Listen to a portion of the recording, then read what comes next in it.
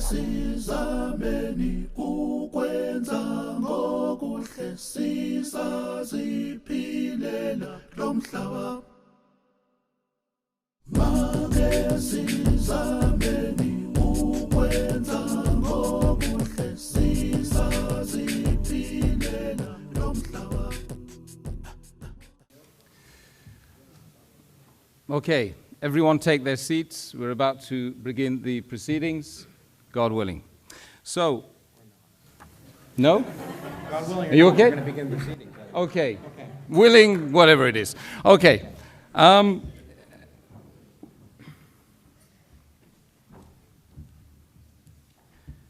start by praising God, the compassionate, the merciful. Assalamu alaikum. Peace be upon the whole gathering. Marhaba, welcome, and thank you all very much for attending this, what I hope will be a seminal debate between our two respected speakers on the left and the right. That's what it's all about. It's about a debate, and it's about us coming together and being, being true to each other. That's effectively what it's all about, right? Yeah? You're in for that? You in for that, man? Good. That's great. Tonight's challenging debates, okay, entitled Islam or Atheism, okay, which makes more sense, is not happening in a vacuum, quantum, no, or otherwise. It's taking place within the context of a world full of human beings looking for answers, in a world seemingly full of Western promise, a world full of information fueled by the IT age. However, IT and we seem to have failed to adequately answer the most fundamental of questions about life, our existence itself, which is, of course, the main core area that we're going to be addressing tonight in this auditorium in London here tonight. I remember, spending a large part of my life asking myself, why am I here? Who created me? Do I have a purpose? Can we be certain about any of these, these questions? And once, I asked a bishop, what's the purpose of life? And he said to me, go and do a theology degree. Right, I'm not telling you to go and do a theology degree. I'm asking you to sit here in a debate for 2 hours with my two honorable guests over here. Was asking a bishop. Yeah, well, I'll ask you later. But of course, he didn't know the answer, by the way. Right. That's another issue.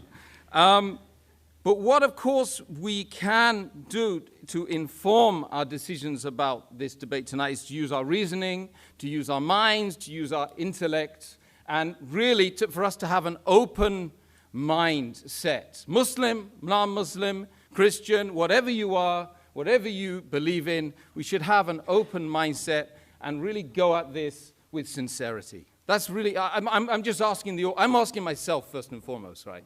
Because that's tough being an ex-Irish Catholic. Yes, yeah. I didn't think the Catholic Church allowed divorce. Oh, well, that's another story. This evening, two major belief systems, if you like, who lay claim to the truth are going head to head. No matter which side of the fence that you tend to reside on, okay, by the end of the night, that you will be better informed about atheism and about Islam. Hopefully, the world perspectives, the world view of Islam and atheism. That's what it's really all about. Tonight, how's it gonna hang? Right. Well, we're going to have 25 minutes allotted for both speakers, although I'm told that that's going to change as well. Yeah. Okay? And then followed by a further 10 minutes of, coming back, and then another 3 minutes of coming back, although that might change, Professor, right? And after that, there will be, crossfire, and there's going to be no heavy arms to be utilized in this section, both of you, okay? Although I understand the tongue is a lot more vicious than nuclear weapons. But what we're effectively saying after that is that you lovely people will get the opportunity to ask questions, make observations, hopefully on the topics, right? On the topic that we're talking about. And then there'll be 2 minutes closing remarks, a little presentation after that, and we'll all go home, and we've got to be out of here by 10 o'clock. I would urge the audience not to heckle the speakers, to be polite at all times, okay? And, to listen to each other afterwards as well. We don't want any blood or any fights, okay? And I'm sure that you guys, you understand why I'm saying that. So today, our first speaker, okay? Has this been agreed upon? No, I was told. Okay, good, okay. You want to go first? I don't care. Will be our brother, you say brother, he's a brother in humanity. You're my brother in humanity. He's my brother in humanity and in the faith of Islam. Okay. Okay, fine. It means God is great. Yeah. Okay. So, Hamza Andreas Dorsis, of course, he's actually Greek, not Pakistani. Please, he in fact is, you can see he's a little bit Pakistani, but anyway. He's a student of Islamic thought, a lecturer, a researcher for the Islamic Education Research Academy, and without further ado, I will call upon him to give his piece.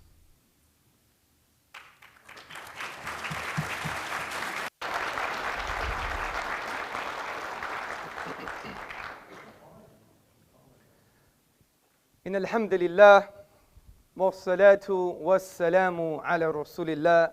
To proceed, respected Professor Krauss, guests, brothers and sisters, friends, relatives, I greet you with the warmest Islamic greetings of peace. Assalamu alaikum wa rahmatullahi wa barakatuhu. Which basically means, may the peace and blessings of God be upon you all. Today's question, Islam or atheism, which makes more sense? I would argue that if we use our reason, our rational faculties, we will definitely come to the conclusion that Islam makes more sense. And I'm going to use 2 simple arguments to verify that claim. Argument number 1, Islam makes sense of the origins of the universe. Argument number 2, Islam makes sense of the nature of the Quranic discourse. So let me go straight to the first argument, that Islam makes sense of the origins of the universe. Now, we all have had the same type of questions, well, most of us anyway. Why does the universe exist? Why is there something rather than nothing? And in response to that question, the grandfather of neo-atheism, Bertrand Russell, said, the universe is just there, and that's all. It's a brute fact. Even in Islamic history, as early as the 8th century, we had philosophical naturalists known as the Dahriya. They held similar views. Now, the implications of these historical opinions is that the universe is eternal. And if the universe is eternal, it implies there is an infinite past. But the question is, can we have an infinite past? Does the infinite make sense in the real world?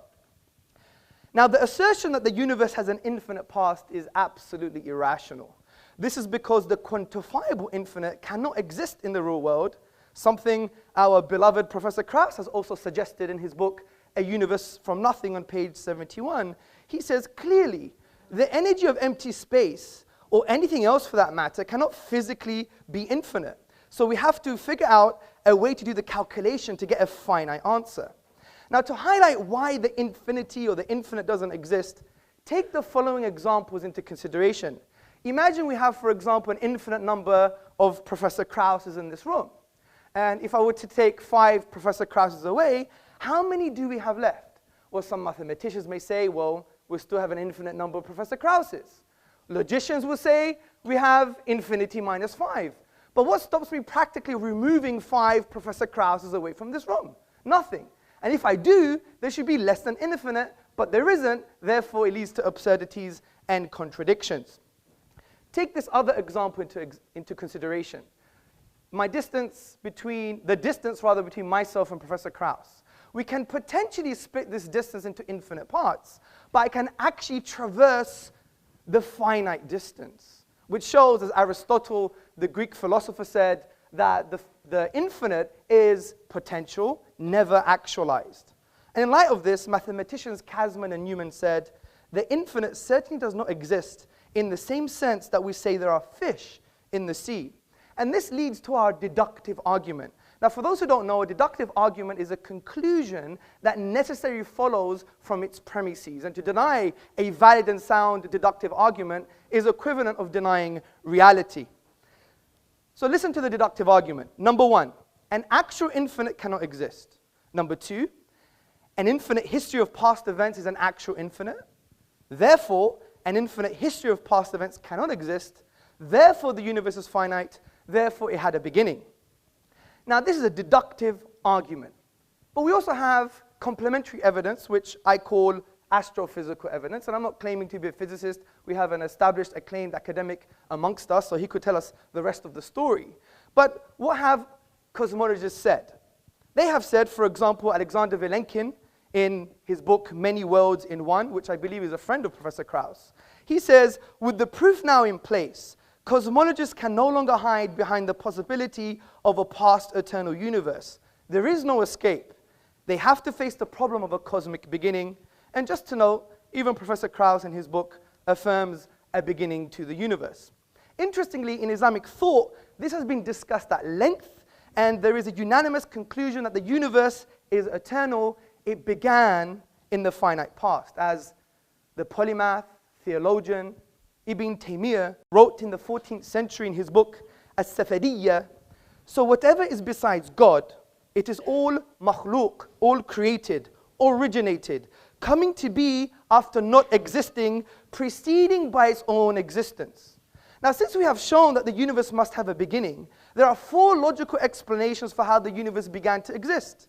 Number 1, it was created via nothing. Number 2, it created itself. Number 3, it was created by something else that was created. And number 4, it was created by something uncreated. So let's discuss these together. Could the universe be created via nothing? Well, first and foremost, what do we mean by nothing? By nothing, we mean the absence of something, and in this case, the absence of the universe. Now, why does our definition make sense? This is because we have deductively argued that the universe began, and therefore it was once not there. There was an absence of the universe. This is undeniable due to the deductive nature of the argument.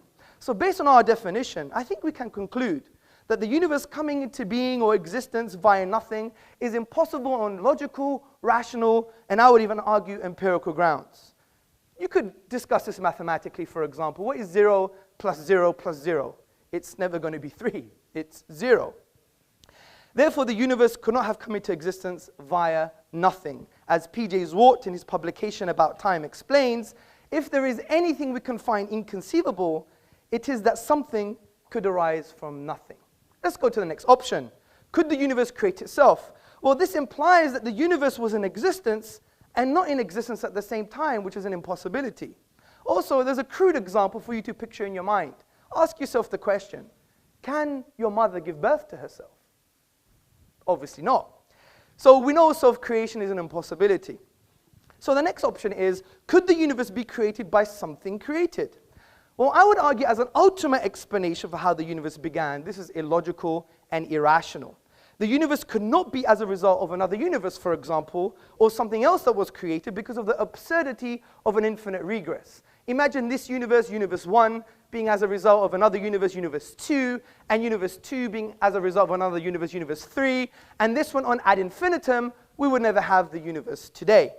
Hence, the Islamic philosopher and thinker, Dr. Jafar Idris, summarizes this point. He says, there would be no series of actual causes, but only a series of non-existence. The fact, however, is that there are existences around us. Therefore, the ultimate cause must be something other than temporal causes. So I would argue that the final possible explanation, which is the universe was created by something uncreated, is the most rational explanation. And the philosopher Abraham Varghese, in the appendix to Professor Anthony Fleur's book, There Is a God, explains this conclusion in a simple but forceful way. He writes, now, clearly, theists and atheists can agree on one thing. If anything exists at all, there must be something preceding it that always existed. How did this eternally existing reality come to be? The answer is that it never came to be. It always existed. Take your pick. the God or the universe. Something always existed. And we've argued deductively that the universe began, therefore it couldn't have always existed. Now this doesn't mean God exists. It doesn't mean Allah, Buddha, Jesus, Yahweh exists. Of course not. That's a leap of faith. We leave that to the atheists. The point I'm trying to make here is that if we continue with our rational argumentation, using our aql meaning intellect in the Arabic language, as the Quranic discourse says, أَفَلَا تَعْقِلُونَ, do you not use your brains? If we continue using our brains, our mind, we will conclude something quite profound. Number one, that this uncreated creator must be eternal by definition because he's uncreated.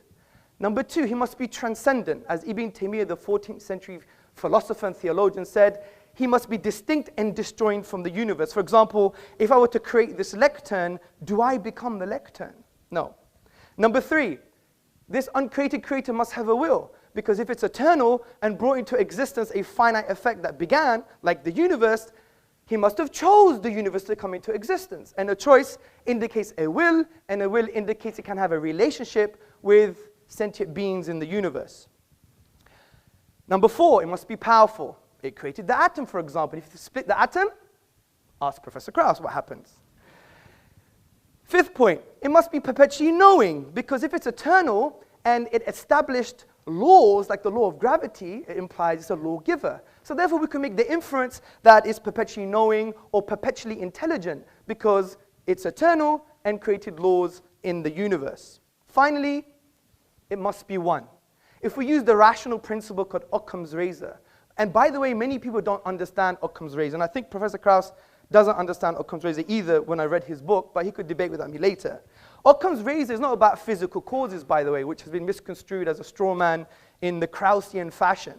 Basically, Occam's razor is that you must have a simple explanation, but also you must have the most comprehensive, which means what?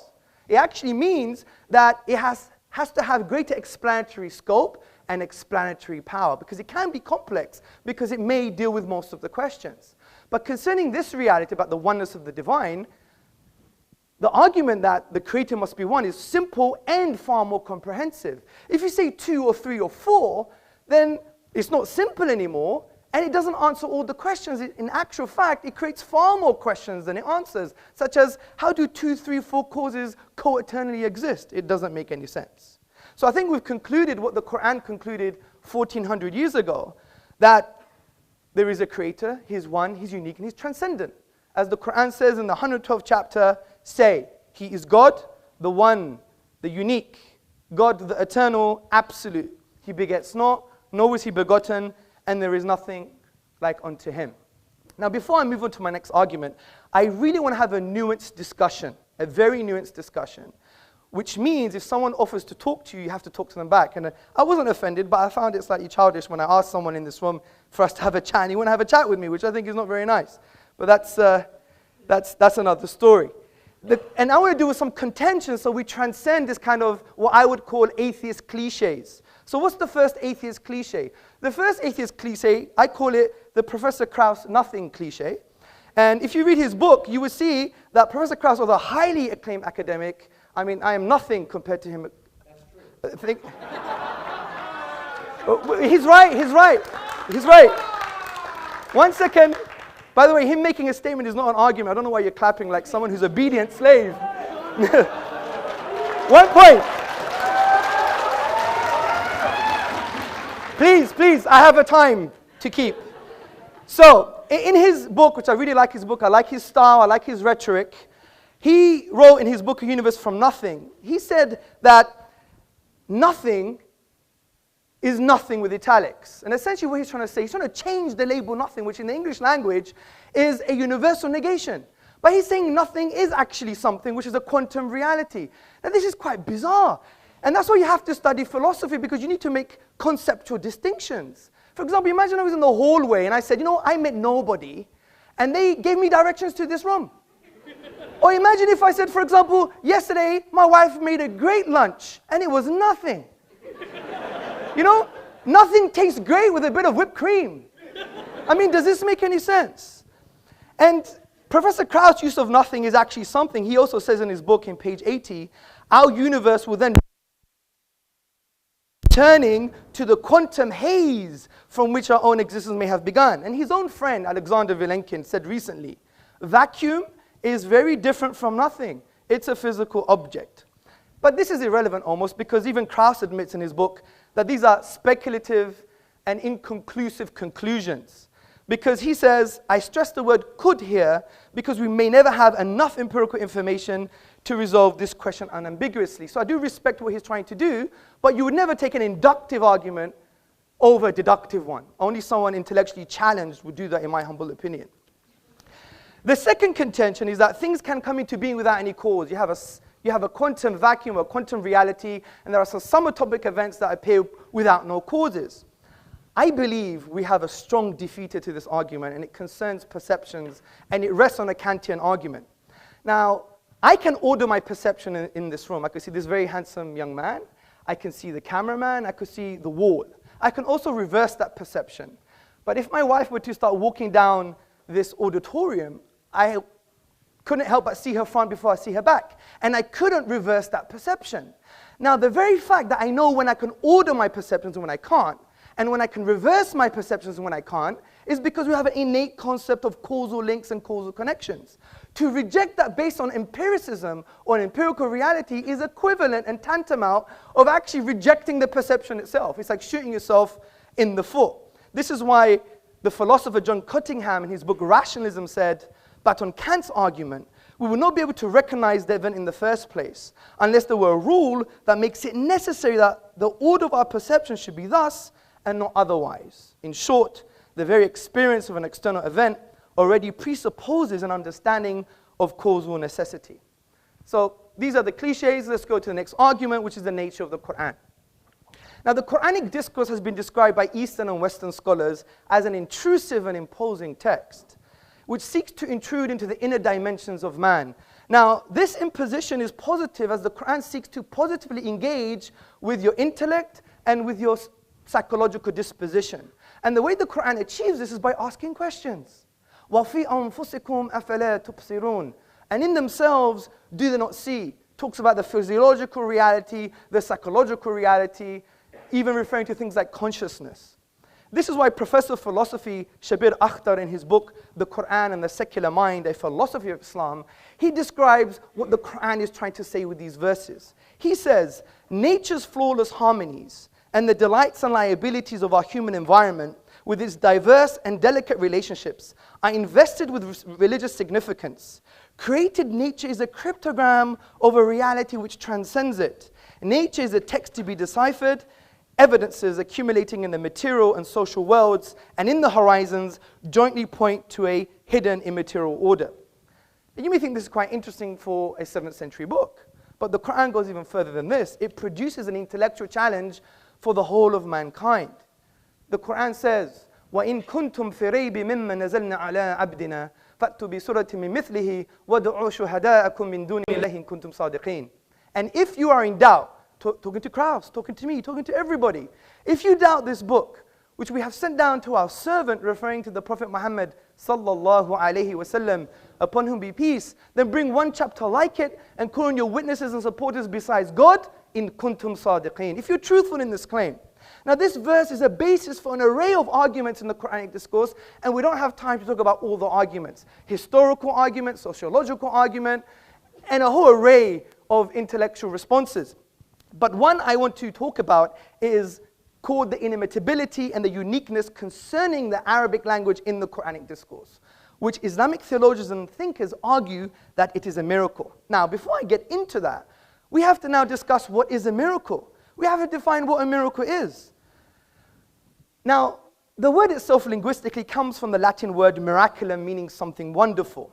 And the traditional Western philosophical definition of a miracle, as summarized by David Hume in his An Inquiry Concerning Human Understanding, he says it's a transgression of natural law. We don't agree with that definition. Because what are natural laws? Natural laws are just inductive generalizations of patterns we perceive in the universe. If something changes from the pattern or is different, then maybe it's part of the pattern. It's just based on induction. What the profound Islamic theologians and thinkers have done, they've redefined what a miracle is based on the Quranic discourse. And they have said that a miracle is an event that lies outside the productive capacity of nature, which means when you go to the nature of the event, you exhaust all possible naturalistic explanations. And also, there is no naturalistic causal link between the event and the nature of the event. And this is a far more coherent definition. Let me give you an example from the Quran itself. Now, the Quran talks about Moses, Musa, alayhi salam, upon whom be peace, and Pharaoh in the Quran. Moses was told to throw down his wooden staff, and it instantaneously turned into a live snake. Now, this miraculous event, the snake, lies outside the productive capacity of the nature of the event, the wooden staff, because the chemical makeup of the staff is different to that of the snake. In actual fact, you have to add more stuff to the staff, if that makes sense, stuff to the staff, to be even close of creating a snake, but only the staff was used. So when we exhaust naturalistic explanations, we find there is no causal link between the staff and the snake itself. So this gives us a definition of what a miracle is. Now this applies to the Quran's use of the Arabic language, because the Quran cannot be described as any of the literary forms of the Arabic language, which include saj'a, rhyme prose, mursal, straightforward speech, maqama, a combination of metrical and non-metrical speech, and the al-bihar, the 16 rhythmical patterns of classical Arabic poetry. Now, interestingly, in classical Arabic, every expression falls within the known literary forms of the Arabic language. The Quran, however, de-scopes the Arabic language. And the Quran is a miracle from this perspective, because even though it's made up of the Arabic language, there is no causal link between the Arabic language and the Arabic in the Quran. This is because when we exhaust the 28 letters, the finite grammatical rules, and the finite words, we exhaust them, we cannot produce the unique literary form of the Quranic discourse. And interestingly, from a historical and literary perspective, when attempts have been made to produce the like of the literary form of the Quranic discourse, they have all failed.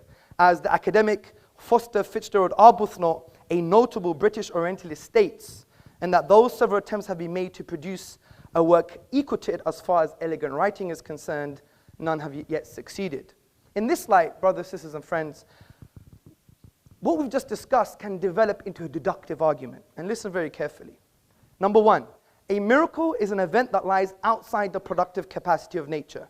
In other words, there are no causal links between the event and the nature of the event. Number two, the Quran's literary form lies outside the productive capacity of the nature of the Arabic language. Its literary form cannot be logically explained using the Arabic language. Therefore, the Quran is a miracle. As Professor Bruce Lawrence from Duke University in his book, The Quran, a Biography, on page number 8 said, as tangible signs, Quranic verses are expressive of inexhaustible truth. They signify meaning, laid within meaning, light upon light, miracle after miracle. So we have two key arguments that are based on deduction, not just induction. And to challenge a deductive argument, you have to challenge the premises, and I hope Professor Krauss would do that. So let's go to some contentions. What about Shakespeare? Shakespeare is unique, but this is a very shallow contention. And I even heard this from Dan Barker in our debate in Minnesota, and he didn't do his reading. Basically, Shakespeare is not unique from the perspective of the structural features of language, the literary form. Rather, it's aesthetic reception. The kind of argument we're talking about are the structural features of the Arabic language. And if you look at Shakespeare, he used the iambic pentameter, the trochaic verse, the blank verse, and many English literateurs use the same kind of structures. And if you go to the book, the Oxford Dictionary of National Biography, you will see that Shakespeare has been compared to Francis Beaumont, John Fletcher, and other playwrights. So he's not unique or inimitable from the perspective that we're talking about. Finally, the last contention is, but I'm not an Arab. How would I know? Well, we could use another argument called rational deduction. Now, rational deduction is a thinking process where you take a universally accepted statement and from that draw logical conclusions. And no one would deny universally accepted statements from academia or from authorities that are valid and sound and authentic. Because this is the realm of epistemology, the study of belief, and a valid source of knowledge is actually testimony. If you read the works of Professor Cody and Professor Keith Lehrer in the Epistemology of Testimony published by Oxford, you will see it's a grounded argument which we could discuss later. So the authentic and valid testimony concerning the Quran is, no one has been able to challenge the Quran and produce its literary form. If that is true, then we could draw logical conclusions without even knowing one letter of the Arabic language. We could say, well, could it be from an Arab? Could it be from a non-Arab? Could it be from Muhammad upon whom be peace? Or is it from the divine reality? We know it couldn't be from an Arab because they all failed, especially the best Arabs at the time. We know it can't be a non-Arab because you have to know Arabic. We know it couldn't be from Muhammad upon whom be peace because all human expression, if you have the blueprint, you can replicate it. Just look at some replicas of Picasso and Monet in art. And therefore, it must be from the divine. So from this perspective, we've dealt with some outdated cliches because I really want a nuanced and frank discussion. I really do. And I hope I do have that with Professor Krauss. I respect him dearly, and I respect all of you. Obviously, we're going to have a pun here and there, but you know that's the whole point. I couldn't let Krauss get away what he did in the beginning. So from that perspective, I really want him to deal with my premises, and I want him to deal with the deductive argument, and I wish him Godspeed. Thank you. Okay, thank you very much, Hamza Adorsis, for that expressive presentation on the Islamic worldview. We're now going to be calling upon Professor Lawrence Krauss to come back on that with his presentation, which I don't think is going to last more than 25 minutes, I'm sure of that. But just to let you know, some of you who perhaps don't know anything about Professor, he's a renowned cosmologist and a science popularizer, and is the foundation professor in the School of Earth and Space Exploration, a director of the Origins Project at the Arizona State University. He's hailed by Scientific America as being a rare public intellectual, and he's also the author of more than 300 scientific papers and 9 publications, books, including the international bestseller, The Physics of Star Trek, and his most recent bestseller entitled A Universe from Nothing, now being translated into 17 languages or more. Professor Krauss, I call upon you to respond.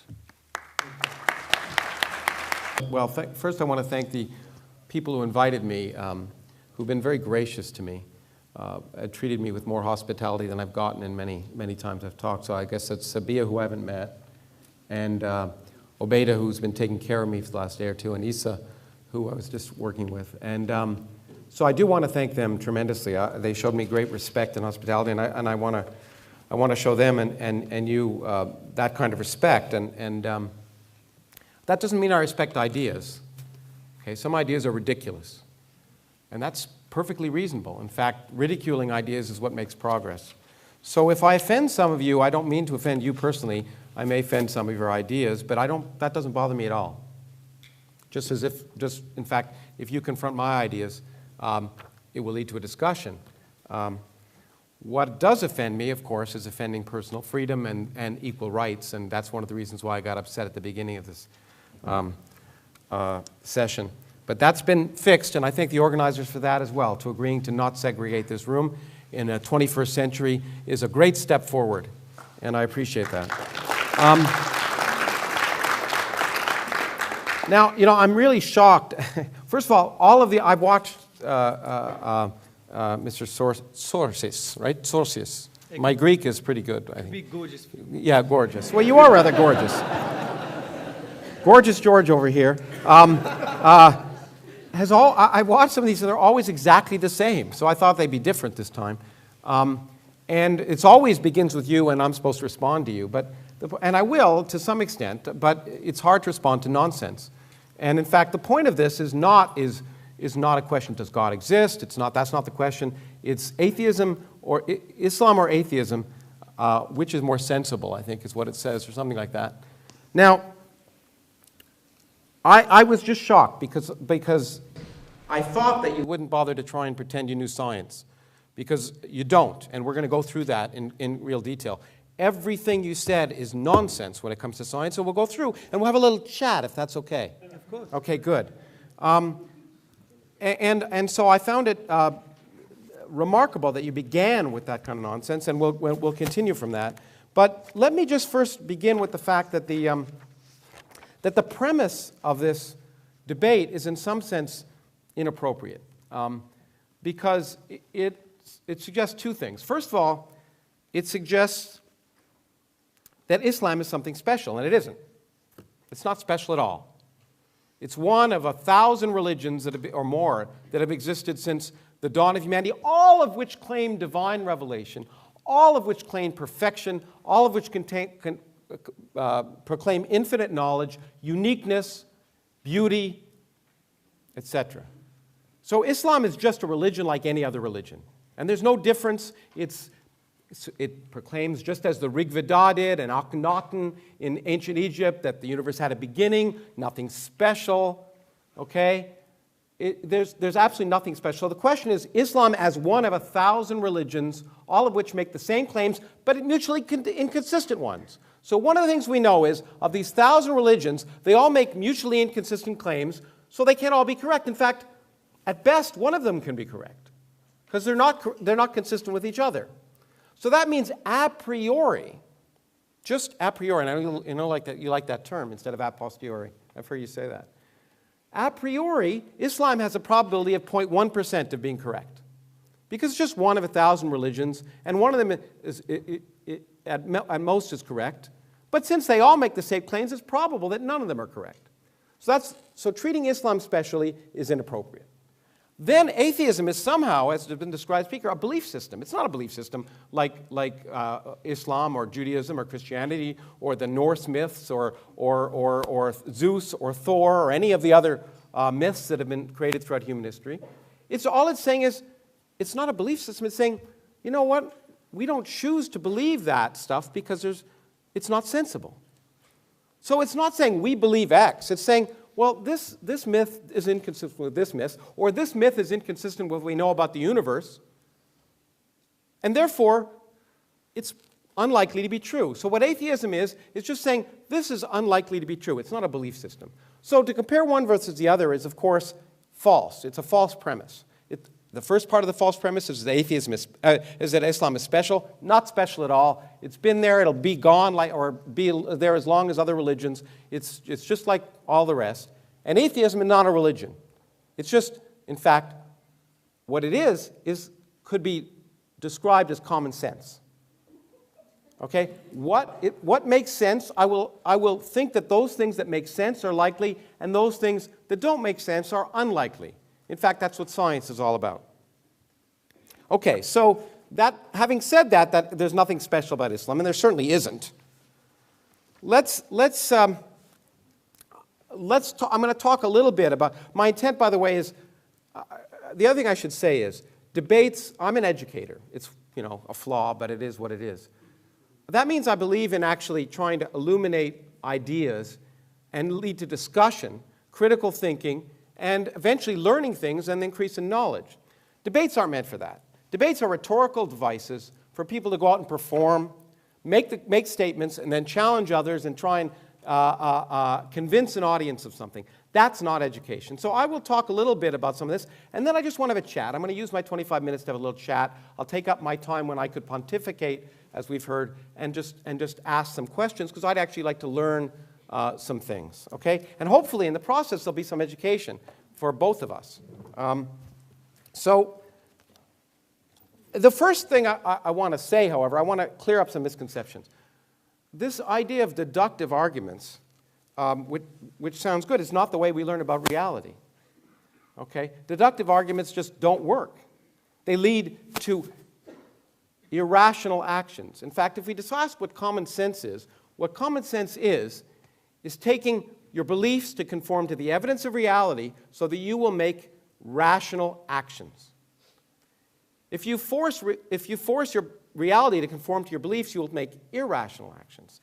So you can deduce things based on your beliefs, on your a priori beliefs, but you'll have a problem. For example, your a priori belief could be that if you prayed to Allah, that you could jump out the fourth story of this window of this building, and you would land safely. Okay, that could be an a priori belief. And in fact, you could deduce, based on all your beliefs and all of the evidence that you're a good person and Allah would take care of you, or whatever you want to call it, that you'd be fine. I would take the elevator down, and only one of us would be walking at the end. That is not deductive. It's based on empirical evidence. Okay, now, so arguing that something doesn't make sense to you is based on the fact that the assumption that you know what's sensible in advance. But we don't know what's sensible in advance until we explore the world around us. Our common sense derived from the fact that we evolved on the savannah in Africa to avoid lions, not to understand quantum mechanics, for example. As I've often said, common sense, our deductions might suggest that you cannot be in two places at once. That is crazy. But of course, an electron not only can be, but it is. It doesn't make sense because we didn't evolve to know about it. We've learned about it. We force our idea of common sense to change. It's called learning. Some people would rather read an ancient book than learn. And this has been a very good evidence of that. For example, to say something is inconceivable just means you can't conceive it. But the great thing about the universe, and the reason that I do science, is that the universe has a much greater imagination than we do. In fact, there are more things in heaven and earth than are dreamt of in your philosophy. And that's what's wonderful about the universe. Things that are inconceivable happen all the time. And what that does is that expands our mind. And expanding our minds to conform to the evidence of reality is common sense. And that's what, when you call atheism, that's what that is. That's just saying, I'm going to accept the evidence of reality, and if something seems like it contradicts the evidence of reality or is irrational, I should question it. Now, there are a lot of ideas which gorgeous George over here, no, Mr. Sorhish. Zordzis.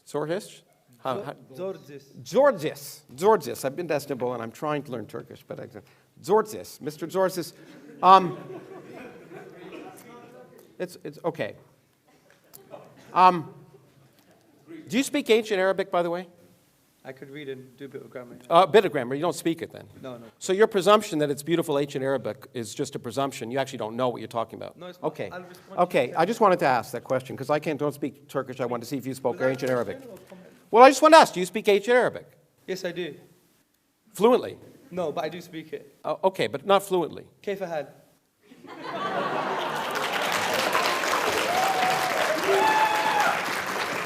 Well, you know what? There's a real language that you don't speak. It's called the language of mathematics. So let's talk about that. Let's talk about this nonsense about infinity. Let's take something physical. Let's draw a circle and draw a diameter. What's the ratio of the distance of the circle to the diameter? Do you know? You're the teacher. Do you know? You're the teacher. I know. I'm asking you a question. I want to have a chat. I don't know anything.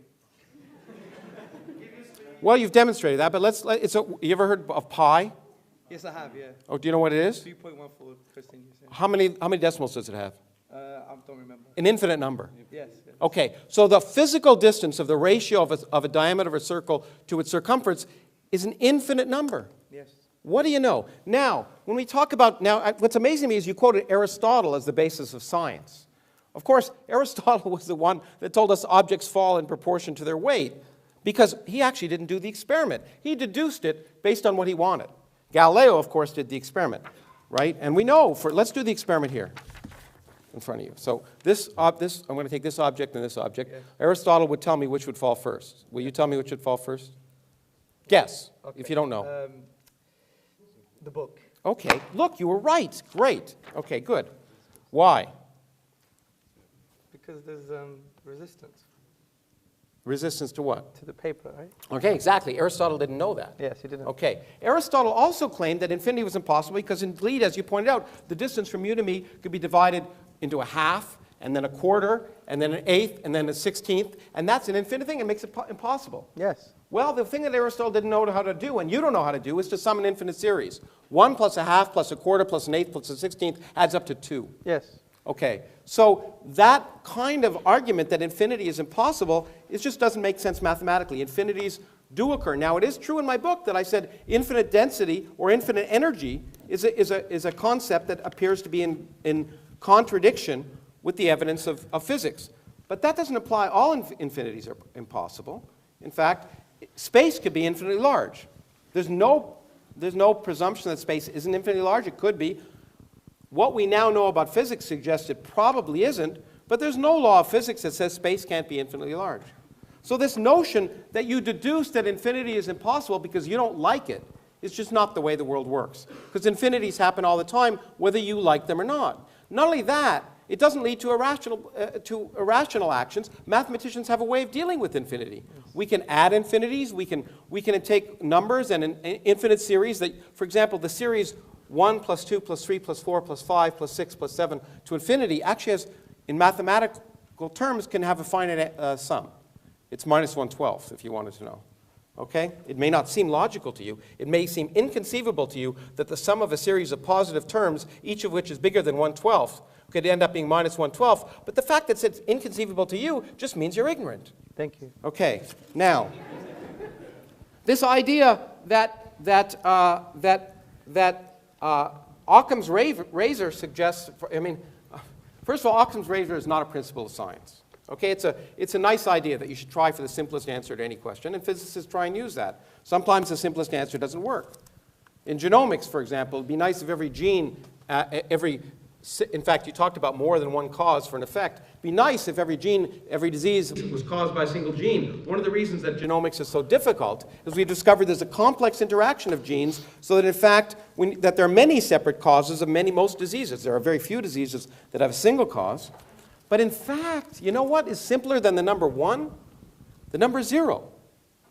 0 is a much simpler reason that there's no cause. Okay, so if you really wanted to apply Occam's razor, in fact, you'd apply no causes. Now, you also use the term causality, which is a term I understand. You didn't define it. Do you want to define it? I may do. Well, why don't you do it now? I don't want to give you that favor. Oh, I thought we were going to have a chat. Yeah, but I want to have a chat, not a chat. So it's less rhetoric, more connection. No, let's have a chat. No, I think we talk about rhetoric. We were talking about the lecture you just gave. I want to have a chat. I'm asking you a question. Do you know what causality means? You use the term. Yes. Okay. Well, if you use a term, you should know what it means. yes, Okay, I have my you use it. definition. I have my definition. Okay. Well, I'll define, and that's cause precedes effects. Does that sound good? No, that's a wrong definition. In my Okay. opinion. Well, I'd like to learn what it is. Well, for example, there's an interesting book about the quantum physics and causality. And the philosophers and philosophers of science and scientists have disagreed on a specific definition. So they've reduced back to a fundamental definition. Do you want to have a chat or okay, a chat? good. You quoted a book on physics. Yeah, I haven't finished yet. Physicists don't disagree about the definition of causality. Have you presumed your results here? Do you No. really want to connect with me as a human being? No, But you've asked me a question, you're answering it for me? Come on. You quoted physicists. Go on. I said scientists. Okay. Now, which is the same, I agree. Now, so from my limited knowledge, and I do believe it is limited, of course, is that the agreement has been on something which produces an effect, which includes, therefore, you can have something called asymmetric spontaneous causality, where the cause exists prior causally, but not prior temporally. So there is a whole range. What's prior causally, not prior temporally? Prior causally means that there is I'll give you an example. The Kantian example was you have an infinite ball that's on an infinite pillow. Now, they both, time doesn't exist here, but you're not going to say the indentation is not as a result of the ball. So there is a causal dependency there, and time is out of the window. So we could discuss causality until the cows come home, but it's not as simple as what you're trying to say in terms of that. It doesn't presume temporality, do you see? Well, I think it does. I think, again, if you think carefully about what you just did, Okay. the ball doesn't create an indent in a pillow. And by the way, you used infinite. I thought we weren't allowed infinite. But anyway. It was an example. Yeah, well, it's an example of a physical example, which you said doesn't exist if it's infinite. But it doesn't matter what's infinite. A pillow here, a finite pillow and a finite ball. Yes. Okay? There's an indent. Of course there is. Yeah. Okay, was the ball there or not? Well, my example wasn't based on finitude. It was based on they're both infinite. Well, but if the ball isn't on the pillow, it doesn't create an indent, right? Yeah, of course. Yeah. Okay, so it had to be. So was it put on the pillow or not? Well, that's irrelevant. You're damning the example. then you're That's a logical fallacy. No. Get the point I'm the trying point to say. is that the physical causes have physical effects. So either the ball is on the pillow or not. Now, the point about causality is that the interesting aspect of it is that's an interesting physical question. But what if there's no before? Let's take, you talked about the cosmology. So let's take general relativity, whose equations I'm sure you don't know. And I said I don't know Take it back to anything. the beginning. Oh, we talked. You made it very clear that the beginning of the universe is very important. You deduced it, but in fact, deduction doesn't matter. The point is, the universe, our visible universe, did have a beginning because we can measure it. Whether we liked it or not, or whether we think it's sensible or not, it actually did have a beginning, a cause not a factor not in dispute. Our universe had a beginning. Now, however, the laws of physics tell us, right now, if we extrapolate back to the beginning, that that if we took it at face value, that time didn't exist before t equals 0. So if time doesn't exist at all, the sense of cause doesn't even make sense. And this is the key point. In science, we have to realize that our common sense notions sometimes go out the window. When we observe effects, they have causes. But at the beginning of time, when time itself may have come into existence, then that question becomes a bad question. Philosophers can debate it, people can write it down, but it doesn't matter. Now, the other thing I will say is you've somehow talked to me about the fact that the Quran as a literary document is different than other literary documents. And you've given some arguments that I understand. What I actually did this the other day because I've seen you give this talk a gazillion times. I actually input in a computer a lot of Arabic words and asked them to produce it at random. And I produced 2 sentences from the Arabic from the Quran in 11.6 seconds. My computer speaks neither Arabic nor is Arab, but produced those incredibly divine words. Now, the other question, of course, I would have is, and this is a common sense question, is why did God choose Arabic, or Aramaic, or Greek? I mean, doesn't he speak English? Or the Americans always think he does, which is why they invented the Mormon religion. So the question I want to ask is, what makes sense is to ask not the details of the Quran, which I don't want to dwell on, because it's just one of 1,000 different religions, all of which make the same claims, and all of which, if you look at them a priori, are equally ridiculous from an a priori common sense notion. For example, and I got this from my late friend Christopher Hitchens, is it sensible to assume that humans evolved in their present form somewhere between 250,000 to 1 million years ago? So you have a God who creates a universe and has 4.5 billion years of life evolving, and then Homo sapiens evolve and live in incredibly awful conditions and for 250,000 years, and suddenly, in the middle of the desert, in a cave where no one can see it, he takes some poor schmo and says, I'm going to tell you the truth. And not only that, I'm going to allow you to save humanity. And in fact, if people don't believe you, they're going to go to hell for eternity. And we can talk in great length, in great sadomasochistic length, about the torture they're going to have, and we can all enjoy it. Now, what about all those poor 250,000 years of people, of real people who were struggling to exist and survive, those poor people who were existing before that God decided to give his revelation to Muhammad? Why that?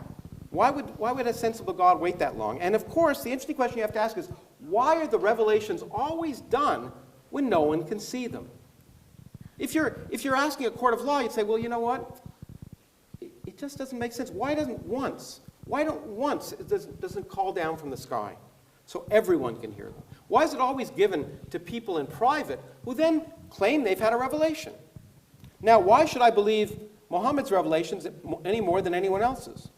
In fact, there's a young woman in the United States, in my country, who, as you know, had a revelation. You may know this. She had a revelation. God told her to drown her 4 children in a bathtub. And she did. Because God told her. She heard it. She heard it. She had a revelation. It was real. She heard words of incredible harmony and beauty that she'd never experienced before in her life, and she drowned her 4 children. Okay, now she's in a mental hospital for good reason. Because there's no evidence. There's no that a sensible person would believe to suggest that God was telling her to drown the 4 children. Now, let me ask you, do you think Sharia law should be instituted? Oh, it depends how you define Sharia law. Do you know anything about Sharia law, sir? Well, I was going to ask you about it. I will teach you in the next round. Okay, good. Do you think, for example, that blasphemers should be punished? Blasphemers meaning? Maybe if I say, let's just say, and forgive me, let's just say I say that someone who married a 9-year-old girl is a pedophile. Yeah. And maybe that person is a prophet. Is that a blasphemer? Is that worth being punished for? Well, I think you should be educated first and foremost. No, maybe, I'm not saying it happened. But let's say I said that, I made that claim. Should I be punished?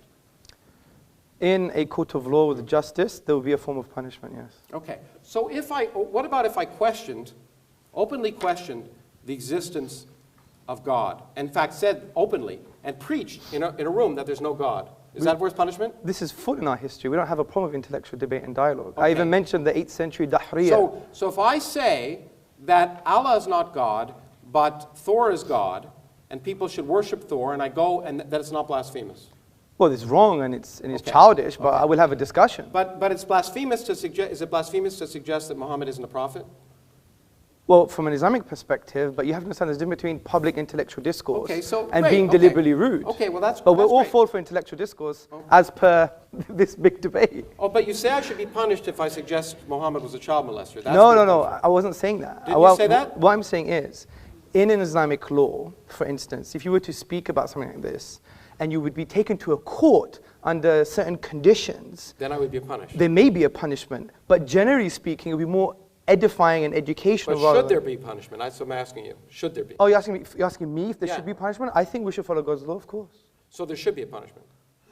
I think there should be a punishment if you're deliberately harming anyone else. For openly questioning. Well, John Stuart Mill For had the openly same questioning or opinion. Openly ridiculing. So No, there's a difference. Don't straw man my okay, positions. okay, let me take a more clear example. You're straw manning my Say you're a positions. homosexual man Yes. and you have sex with another homosexual man. Should that be subject to punishment? In the private home, it's outside of the Sharia law. If they did it in public, which doesn't even happen where you're from, then there's a different story. What would the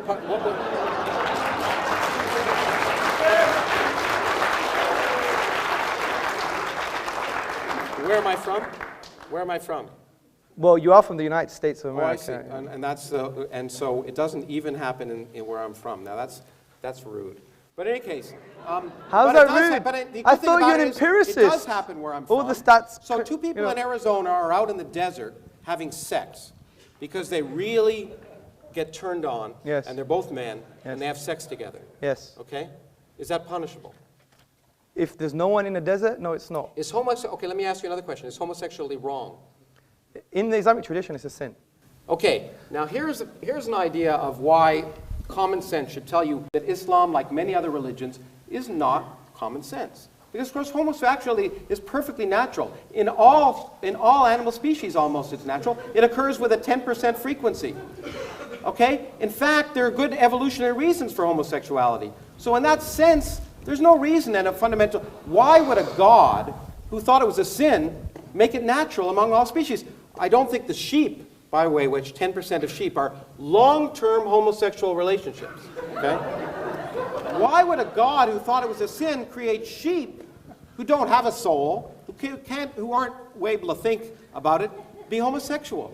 That's the kind of nonsense that we have to ask, and the only way we can determine if it's nonsense is by looking at the world around us, not by deducing it, not by listening to the words of ignorant individuals and Iron Age peasants who didn't even know the Earth orbited the sun. Wisdom and learning comes from observing the world around us, and we shouldn't take our wisdom from people who didn't even understand the way the world worked. Thank you. How long does that...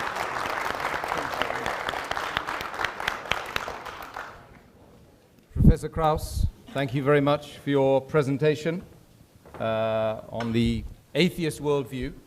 It's not a worldview. I think repeated it was actually more like a dialogue, nice to chat between you two guys. Actually, Yes. I was wondering when I should jump in and stop you guys. You know. Anyway, I'm sure Aristotle and Plato did the same thing. But now we've got something to sort of come back on from Professor. He's given a lot of food for thought, and no doubt Hamza. In about 10 minutes, Yes, you thank could you. possibly come back and course. answer some of those contentions brought up you very by much. Professor Krauss. Thank you very much, Professor Krauss. Audience, first and foremost, I think most of what he said was a red herring. A red herring is this very smelly fish that you pull across the path of running dogs. And the reason it was a red herring, because he said that I spoke about science. I specifically said he knows better than I do. I specifically didn't use it as my key argument for the finitude of the universe. And he wanted to correct me on something that I didn't even mention myself. This is what you call not rhetoric, not intellectual argument. It's what you call sophistry. It's rhetoric with crap, frankly. Now, and I'm not saying it to be rude, because it's a typical Kraussian fashion. A Kraussian fashion trying to win over the whole audience, make a hoo-ha in the beginning. And you know, imagine I did that when I walked into, one day I had interfaith dialogue. And imagine I walked into a Jewish mosque or a hall that was public, and I basically said, I don't want to do things your way, but I want to discuss with you, but I'm not going to do things your way. Is that tolerance? Is that how you connect with other people? He wants to know about our tradition, but he won't even ask them, why do you have this? And another straw man, justice and equal rights. You think they're saying that because they don't have any justice or equal rights? My wife is up there. Ask my wife. What's the matter with you? See, these presumptions from Fox News, you're an academic, but when you talk about Islam, it's based on the Fox News narrative, and I'm going to expose this in a minute. Now, the first point I want to make.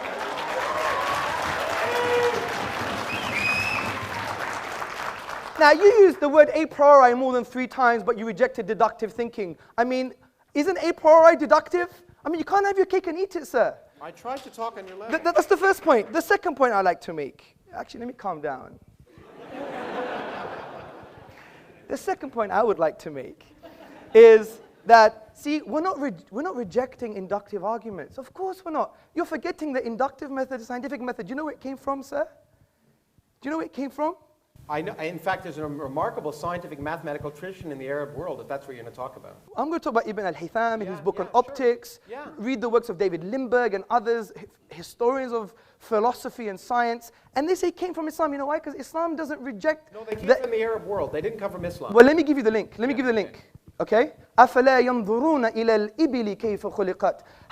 Have you not seen empiricism, the creative thing like a camel, and how it was formed or how it was created? This was the basis, and this was the poetic justification for the entire scientific method. As Muslims, we go where the science takes us. But we're not stupid. Deductive arguments, they are necessarily true. If you wanted to discuss my argument, you had to break down the premises, which you didn't. You just talking about the infinite and the circle and the circumference. I knew you were going to do this because it's all mathematics. You remember what I said? No, it's a physical circle. Yeah, but let me make a point. I said the quantifiable infinite cannot be actualized in the physical world, something that you agreed with. 1 second. And I said there's nothing wrong with the qualitative infinite. And qualitative infinites can exist infinitely. For example, mathematicians discuss. Yes, so where's the infinite there?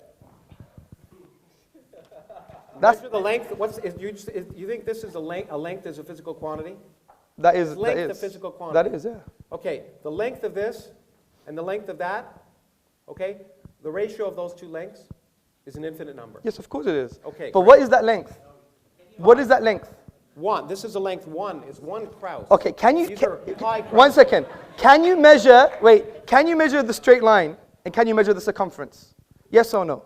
I can measure it. Well, that's quantifiable. Yeah. What you're talking about is in the realm of mathematical realm of discourse, which has axioms and conventions, which makes sense. I'm not disagreeing with that. I'm agreeing with what you already agreed with in your own book, which from a quantifiable, discrete perspective, you can't have an infinite. That's the point I'm trying to make. Discrete. The discrete But parts. who says it has to be discrete? Oh, but that's your presupposition. That's your No, presupposition. actually, You brought your assumptions, Fox News, by the way, and other stuff, and you think you've got an answer. I have time. Let me finish this, please. Okay, because Yeah. I got to teach you different calculus. Newton invented a long Yeah, time I ago. know, but Okay. calculus is based on axioms and conventions in the mathematical realm of It discourse. describes how things work. Yes. Let me make a point. So, that's the first point. Oh, dear. Okay, then you spoke about, for example, 0 is simple as Occam's razor. Again, you've misconstrued what Occam's razor is. Occam's razor is not only the simplest explanation, but it has to have greater explanatory scope and explanatory power. 0 has no explanatory scope or power concerning the origins of the universe from that perspective. I'll explain it how it does. The other point I like to make is you spoke about, for example, hell and justice, and look at all these people that are going to hell. Again, another huge straw man. You've misrepresented Islamic theology. We have a very nuanced theology, sir. I think the best thing to do, if you were sincere, you would have said, you know, Hamza, I don't get this. I haven't read this before. I'm just making my own mind up because I watch videos of Christopher Hitchens and he's an authority to me. I don't know much. Can you tell me what Islam says about this issue? That would have been better, wouldn't it? But again, it's a straw man. And when it comes to things like hell, we believe God is all just and all merciful, okay? No one disagrees with the concept of punishment, okay? You're not going to disagree with the concept of punishment, are you? So when it comes to people who haven't heard about Islam, there's a whole array of theologians like Ibn Taymiyyah and Al-Ghazali who said that there's going to be another form of justice for them. They may be tested on the Day of Judgment based on other prophetic traditions. It's not as simple as that. Okay, homosexuality is a sin. Again, you try to put words in my mouth, and that's not nice. That's not nice. I asked you questions. I didn't. You did, but then after you try to answer them for me, which is quite interesting. Now, see, we don't believe homosexual tendencies per se are sinful. It's the manifestation of the homosexual act in public is sinful. Because we believe in our theology, let me just make the point, that we're given a package. We all have tendencies. Some people have tendencies, you know, the polygamous, for example, or other people have tendencies that may be seen negative or taboo. Other people have tendencies concerning various different things. And we believe this is a package that God has given us. But we have an empowering philosophy which says that God, okay, when he gives you these tendencies, whatever they are, whatever kind of inclinations we have, we use our aql, our intellect, by understanding the divine reality and what he wants from us, because God would know me better than I know myself. And he would say, fine, you have these tendencies. This is how you shape them. This is how you control them. Like, we don't believe in, like, we should be agitated purely based on the bestial aspects of man, whether it's heterosexual or homosexual. And by the way, you know, saying off to your mother is equivalent major sin as being a homosexual. So the point I'm trying to say is we don't condemn people per se. We don't say, you know what, I'm going to kill you. We appreciate every human being. They have spiritual needs, but we're not going to make up our own religion. We're not going to follow the Kraussian religion, whatever he says. We're going to follow the divine reality. If he says homosexuality is a sin, it's a sin. Just like drinking alcohol is a sin for the Muslim. Or, for example, being harmful to human beings is a sin. Right? Just because I have a tendency and I'm a martial artist and I want to harm people, does that mean now, you know, God is wrong just because I have that tendency? I mean, that's not right. Anyway, I'm still looking for some strong counter arguments you made to my points. There were no points to actually make any counter arguments. Well, there were, because you didn't. Okay, let's put it simply. Infinity doesn't exist. Yes, it does. Okay. You didn't. No, I said the quantifiable infinite doesn't exist. I agree the infinite exists. Again, another straw man. The point I'm trying to say is this.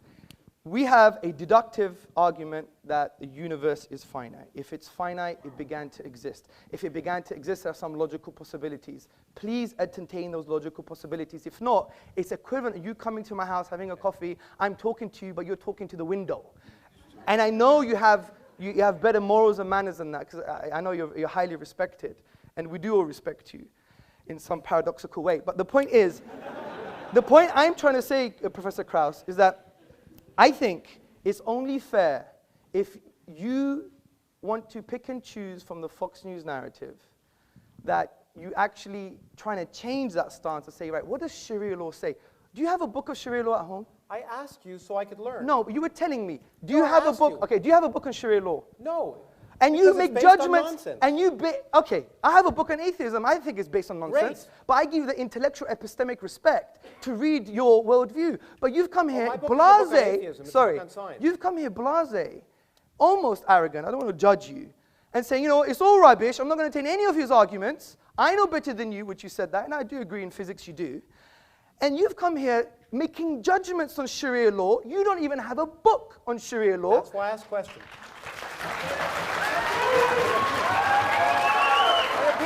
And the point is... Look, I'm sorry, that's why I asked questions. I asked you questions so I could learn. I asked what you thought as someone whose opinions I'm supposed to respect. And I wanted to know, did you think it was wrong? And I wanted to know why. There's no sense why homosexuality is wrong. I wanted to know what common sense tells you that homosexuality is wrong, except some self-proclaimed prophet telling you with no evidence. There's a different point. Okay.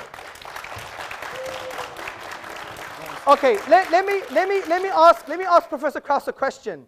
Why is incest wrong? It's not clear to me that it's wrong. Okay. It's clear to me. There's an evidence. No, No, listen to me. Listen to me. Wait, let's give him the respect, please. He's got a You justification. ask me a question, and if you want me to answer, I will. Yeah, of course. Do it. Okay.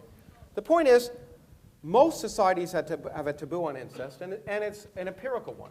Generally, incest produces genetic defects. Yes. Okay? And so in general, there's a physiological reason and a societal one why incest is wrong. Yes. Okay? But if you ask me the question, is it, and this is an interesting question, by the way, there's an ingrained incest taboo in almost all societies for that reason. Sure. Because societies want to persist, so it works. But if you ask me a priori, for example, the question, if a brother and a sister loved each other and used contraception, is there something absolutely morally wrong about that? And that, by the way, and it was once, and they went off and it didn't affect anything else, I'd have to think about it because I don't think there's any absolute condemnation of that fact. If they love each other and care for each other and they go off and it doesn't affect anything else, okay. Would I recommend it? No. Would I be particularly happy about it? But would I be willing to listen to those arguments? If they were rational, maybe. Okay, good. So, see, this is precisely the point I'm trying to make, Professor Krauss, is that I find it quite interesting. Someone who adopts an atheist position would have strong moral judgments about a religious tradition, whereas your moral judgments, at best, are relative and subjective. Now, when you look about moral theory, from an Islamic perspective and a religious perspective, you see that objective morals, like even pointing the finger and saying, you know, you're wrong, you're nonsense, Sharia law is backward, these kind of strong emotive things, I think we can only be that emotive and strong in an objective sense if you have God as a grounding for your objective moral values. Because if you take God out of the picture, he's the only concept that transcends human subjectivity. Social pressure, you know that doesn't work. Look what happened in Nazi Germany.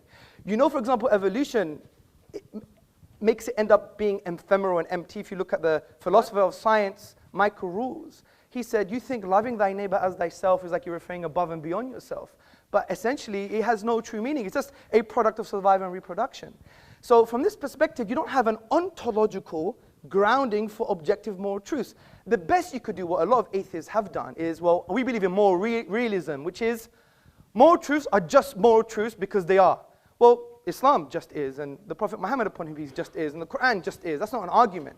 So the reason I asked you that question, sir, was to say, how on earth, from an intellectual perspective, can we point the finger at religions from a moral perspective? And especially today's the irony is most of your articulation against Islam has had a moral vibe to it, not a rational one, because you didn't deal with the premises of my argument. I did. No, you didn't. You talked about infinity. And I talked about causality, infinity, the words that you were throwing out. Yes, and what did you say about causality?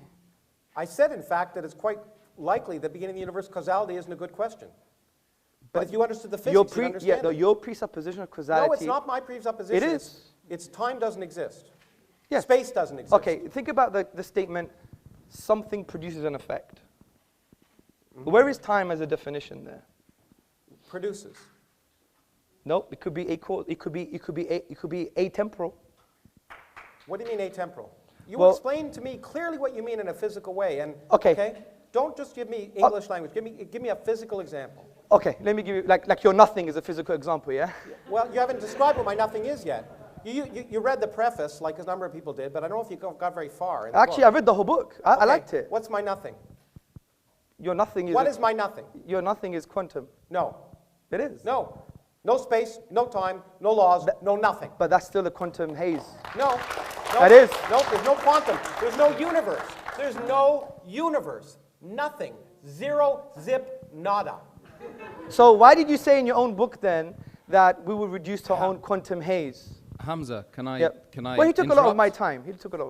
Yeah. Well, but did you? It's I kind took a lot of my time dissolving answering my into a question. discussion. So we'll continue the discussion. Oh, we will do. Pontificate. No, of course. Okay. Yes. Okay. Thanks very much, Hamza. Please come and sit down, brother.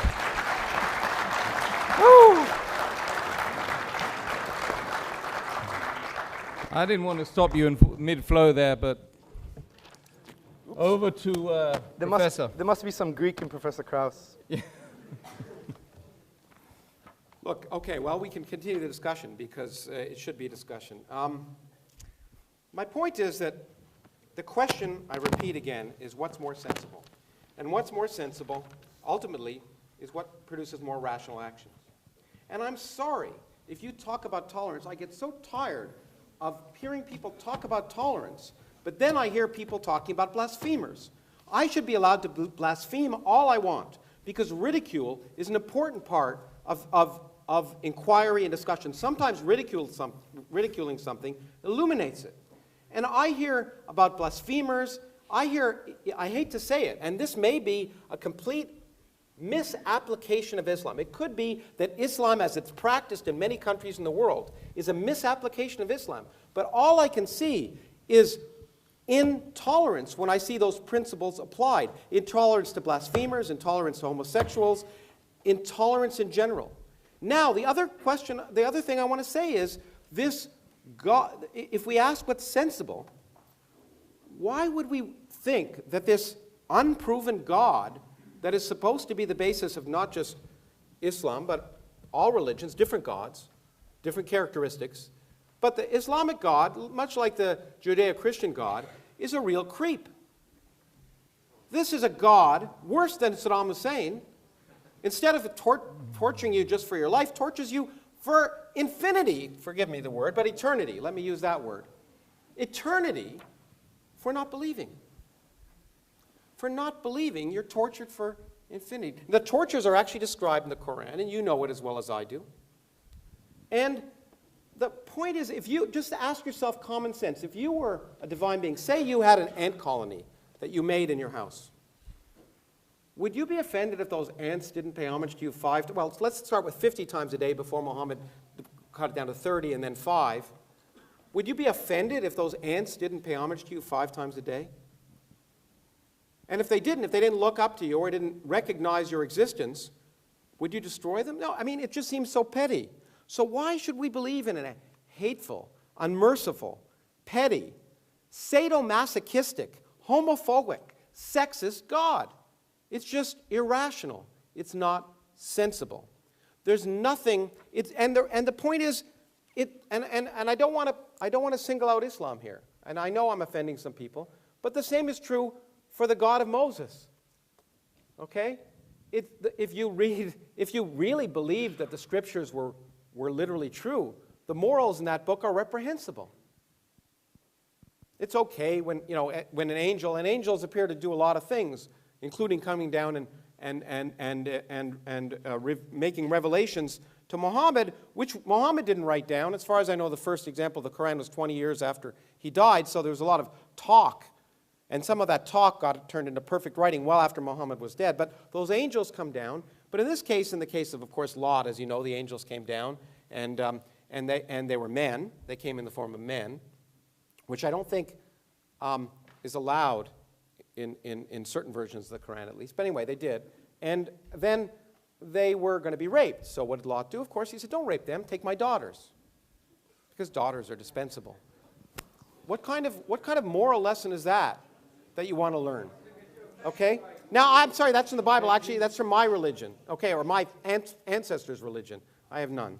Okay, so those are the kind of moral lessons that I find not sensible. And so I'm happy I picked the Old Testament and not the Quran to talk about immoral intolerance. The idea of punishing people for eternity for choosing to find something unlikely is not tolerant. The idea of punishing them in vicious, evil, ugly ways for all eternity is not merciful. It is the opposite of rational common sense. Now, in terms of explanatory things, let me just spend a few minutes teaching a little bit of science. So, if you have an infinite temporal, let's say time exists beyond our universe. Let's just allow for that because it's easier to describe that. And let's say our universe, a universe can, given the laws of nature, spontaneously come into existence. Okay? Then it will come into existence. It will come into existence at some time. And the fact that it came into existence at that time need not have any reason. It need not have any reason why it was that time rather than some other time. But whatever time it happens, it will come into existence, and people can say, there's some significance to that. But it must happen somewhere at some time, And there need not be any significance, any purpose, any intelligence for why it happened now instead of then. It's guaranteed to happen at some point. Now, if you say, during that creation, there are laws, one of which is the laws of quantum mechanics, which can create a universe with zero total energy. By the way, and by creating a universe, I mean a universe that didn't exist. There was no space, there were no times, and no laws, in fact. And then you come in and you say, okay, if that universe is created spontaneously, it must be created at some time. So a universe must come into existence. In fact, an infinite number of universes can come into existence if time is infinite. Okay? It's certainly possible. Then a universe will come into existence, and you can say, let me predict the properties of that universe. Well, lo and behold, the properties of that universe happen to be exactly the properties of the universe we live in, including the structure of the fluctuations of the cosmic microwave background that collapse to produce all the galaxies and all the stars and the planets and you and me. That's explanatory. There's no explanation at that level in any way in your book.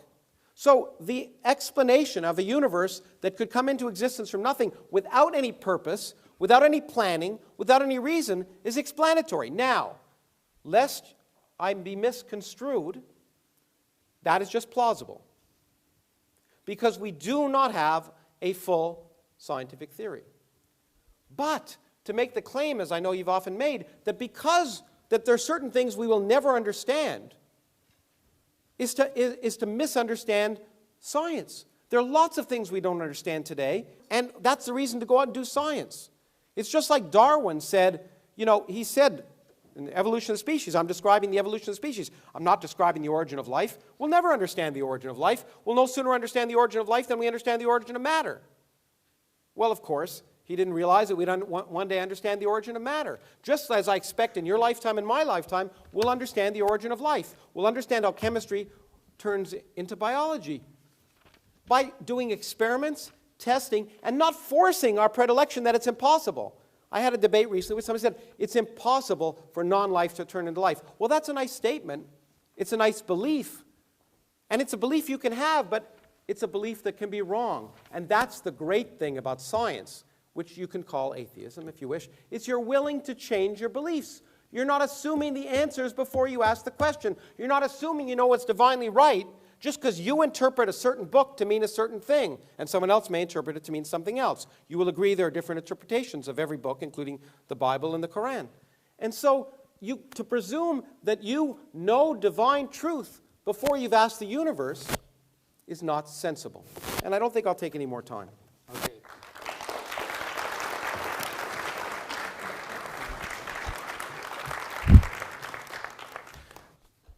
Thank you, Professor Krauss. Now back over to Hamza. 3 minutes it will be, thereabouts. Thank you, Professor.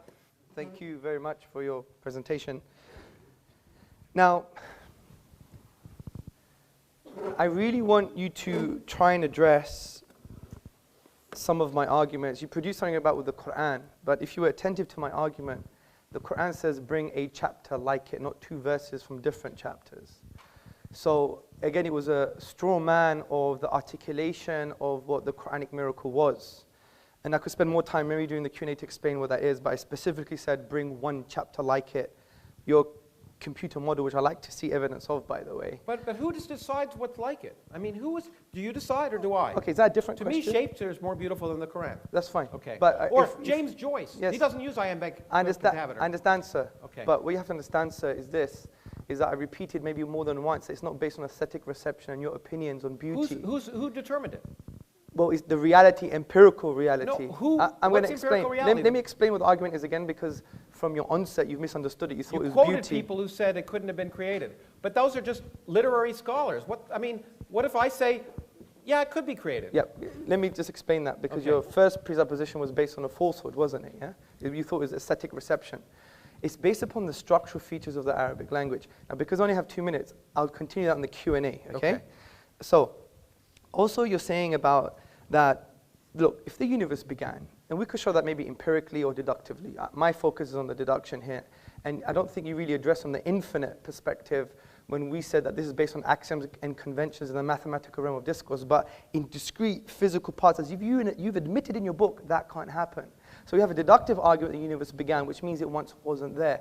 Ontologically, If there wasn't a cause for that, you wouldn't have the universe in the first place.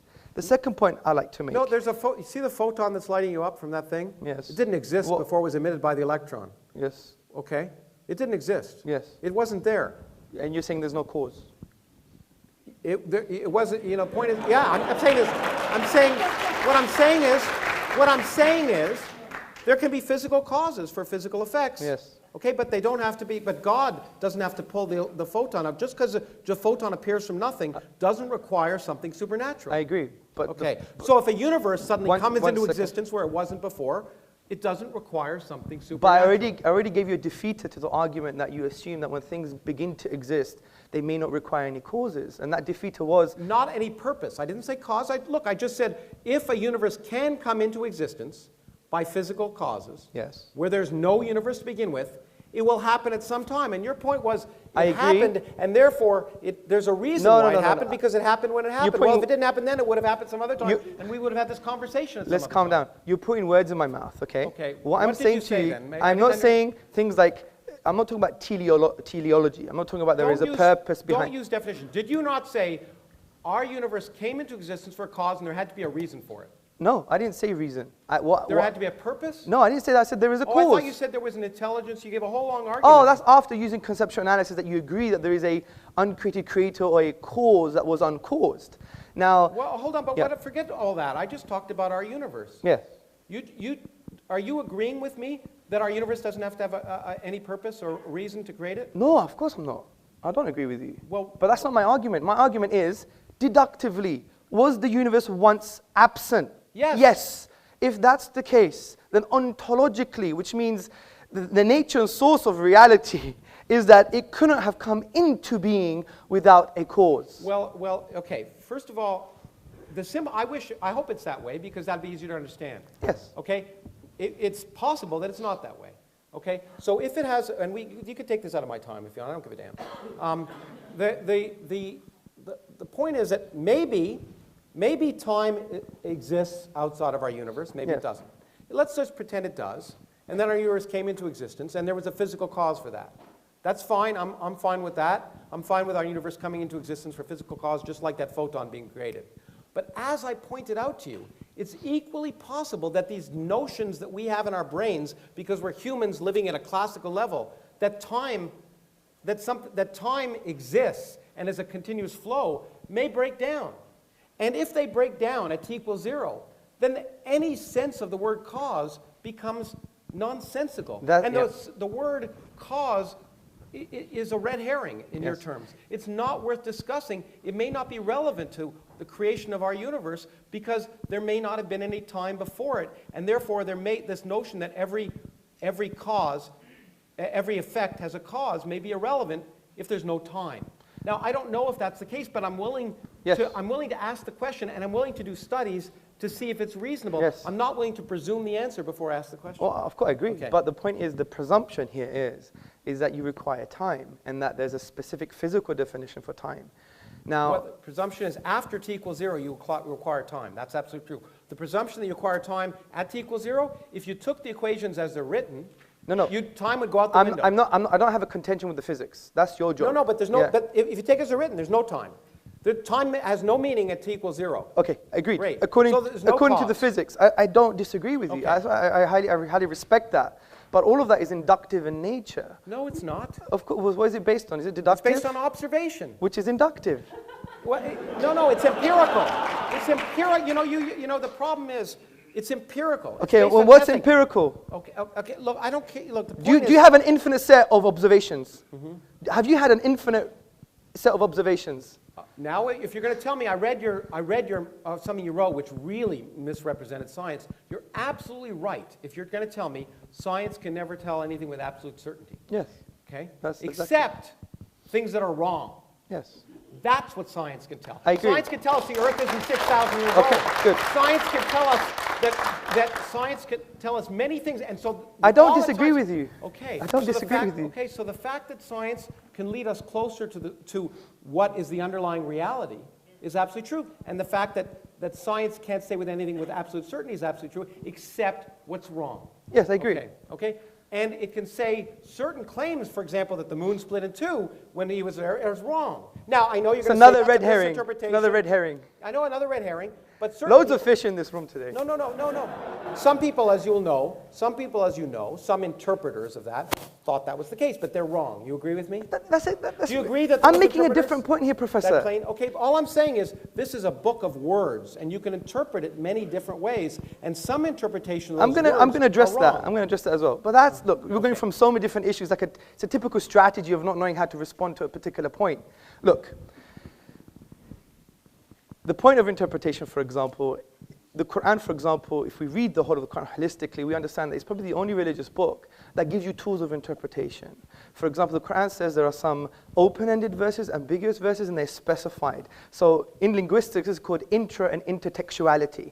Now, therefore, it creates a scope of interpretation. Yes, I agree there's interpretation, but there are some things that lie outside of the scope because you don't know the language, you don't know the interpretive tools, you don't follow the scholarly tradition, etc. So there is, yes, I agree, a scope of interpretation, but it's fixed.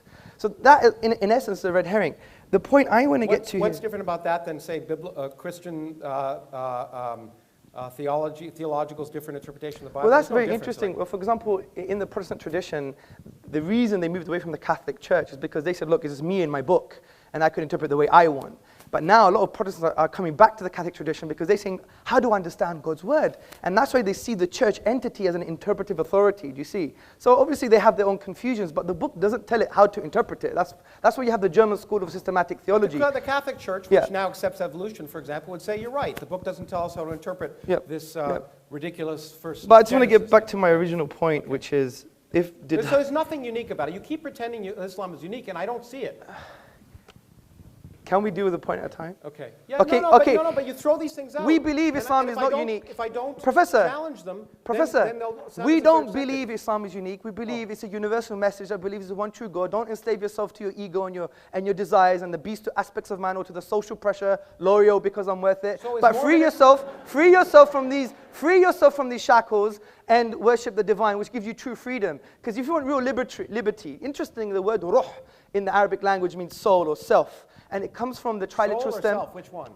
Both, in different contexts, know okay? what We just soul be is. nuanced, okay? Yeah. Not reductionist. So, What's a soul? You want to tell me what a soul is? well, when you die, you'll find out. Let me just get my point.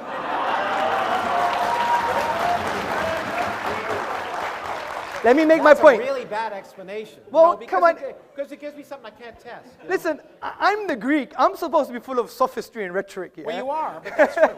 The point I'm trying to say is that the word ruh etymologically shares the same meaning with the word raha, which means liberty and serenity. And interestingly, we all want to seek this type of liberty, but the irony is, from an existential perspective, what does it mean to exist? Who am I? We're all in a state of slavery because your birth, sir, your birth, madam, is just like the American writer once wrote. We're born and then we're sold into slavery. You never chose your birth. Well, it was Rousseau who said that. Man is born free and Yeah, lives but, forever in yeah, slaves. exactly. Okay, Well done. yeah, Good. yeah. So let me. It wasn't American. Yeah, but He was- let me get poetic here. Yeah. Okay. So the point is, we don't choose our birth. I didn't choose I was going to be Greek, looking like a Pakistani. You never chose a. Shaved, you wouldn't look so Pakistani. Well, I'm growing my hair just like yours. Okay. So, It's true. it's nice. So the thing I'm trying like to say. your hair, by the way. Thank you. We're becoming friends now, yeah. So the point I'm trying to say is, look, let's be nuanced about some of the narratives from religion. Like, in essence, that's how. See, you have to empathize and see the filters that the Muslim will use. And like that's why a Muslim woman who may cover her hair, a Muslim man who may grow a beard, these are not reasons because it's like this kind of ridiculous type of blind slavery. We really understand that the only way to free yourself from the shackles of the ephemeral nature of social pressure, because we're social animals, of the very fact that you didn't choose your birth or your ethnicity or even your own gender, you free yourself from these shackles by what we call ubudiyya, a servanthood to the divine reality. But the question I want to ask is Yes. it sensible? So why is it sensible for a woman to be covered up and not a man? Well, I am covered. No, you're not covered up. You're not covered You up. wanna You're not see- put in a bag like some of the people back there. Well, You're it's not really a bag. No, it is.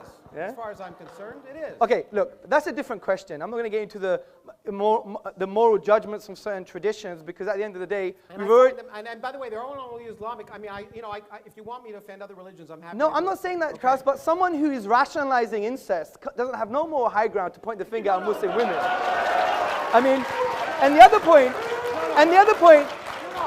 Yeah. Now you're doing soft. No, but let me That's an finish, honest let me question. finish, let me And I finish. answered- I didn't.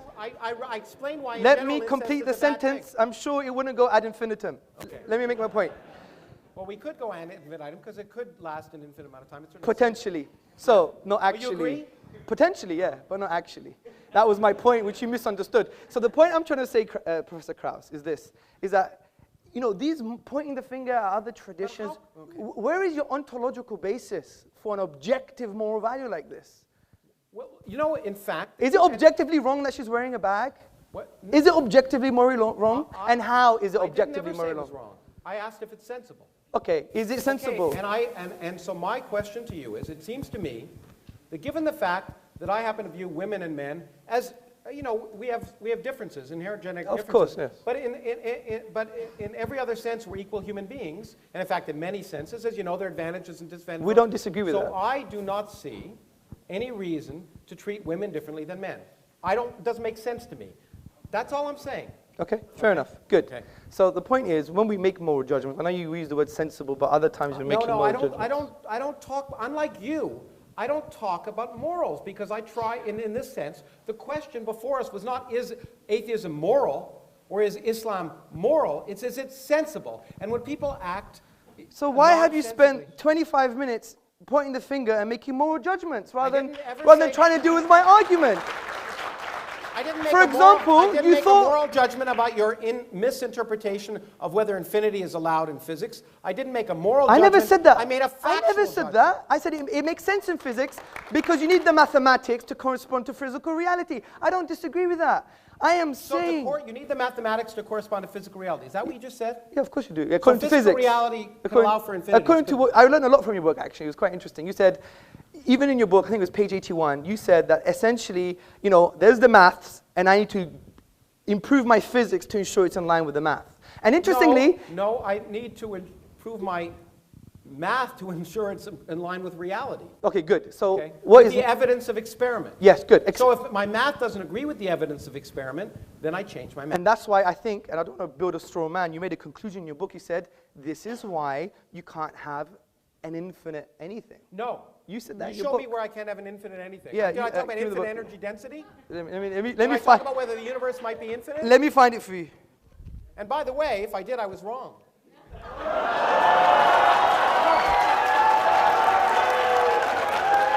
I mean, One that, second. That to me, that No, to me- that's that to honorable. me- That is honorable. No, that to me is the worst kind. That's what That's I find honorable. No, that is so honorable. I personally admit. offensive about these arguments is you quote people as if what they say matters. But the great thing about science is there are no authorities. I agree. There are no scientific authorities. Everyone can be wrong, and we all are. That is including- honorable. That is including honorable. The I have people to. who claim to be, including Benedict before he stopped being Pope.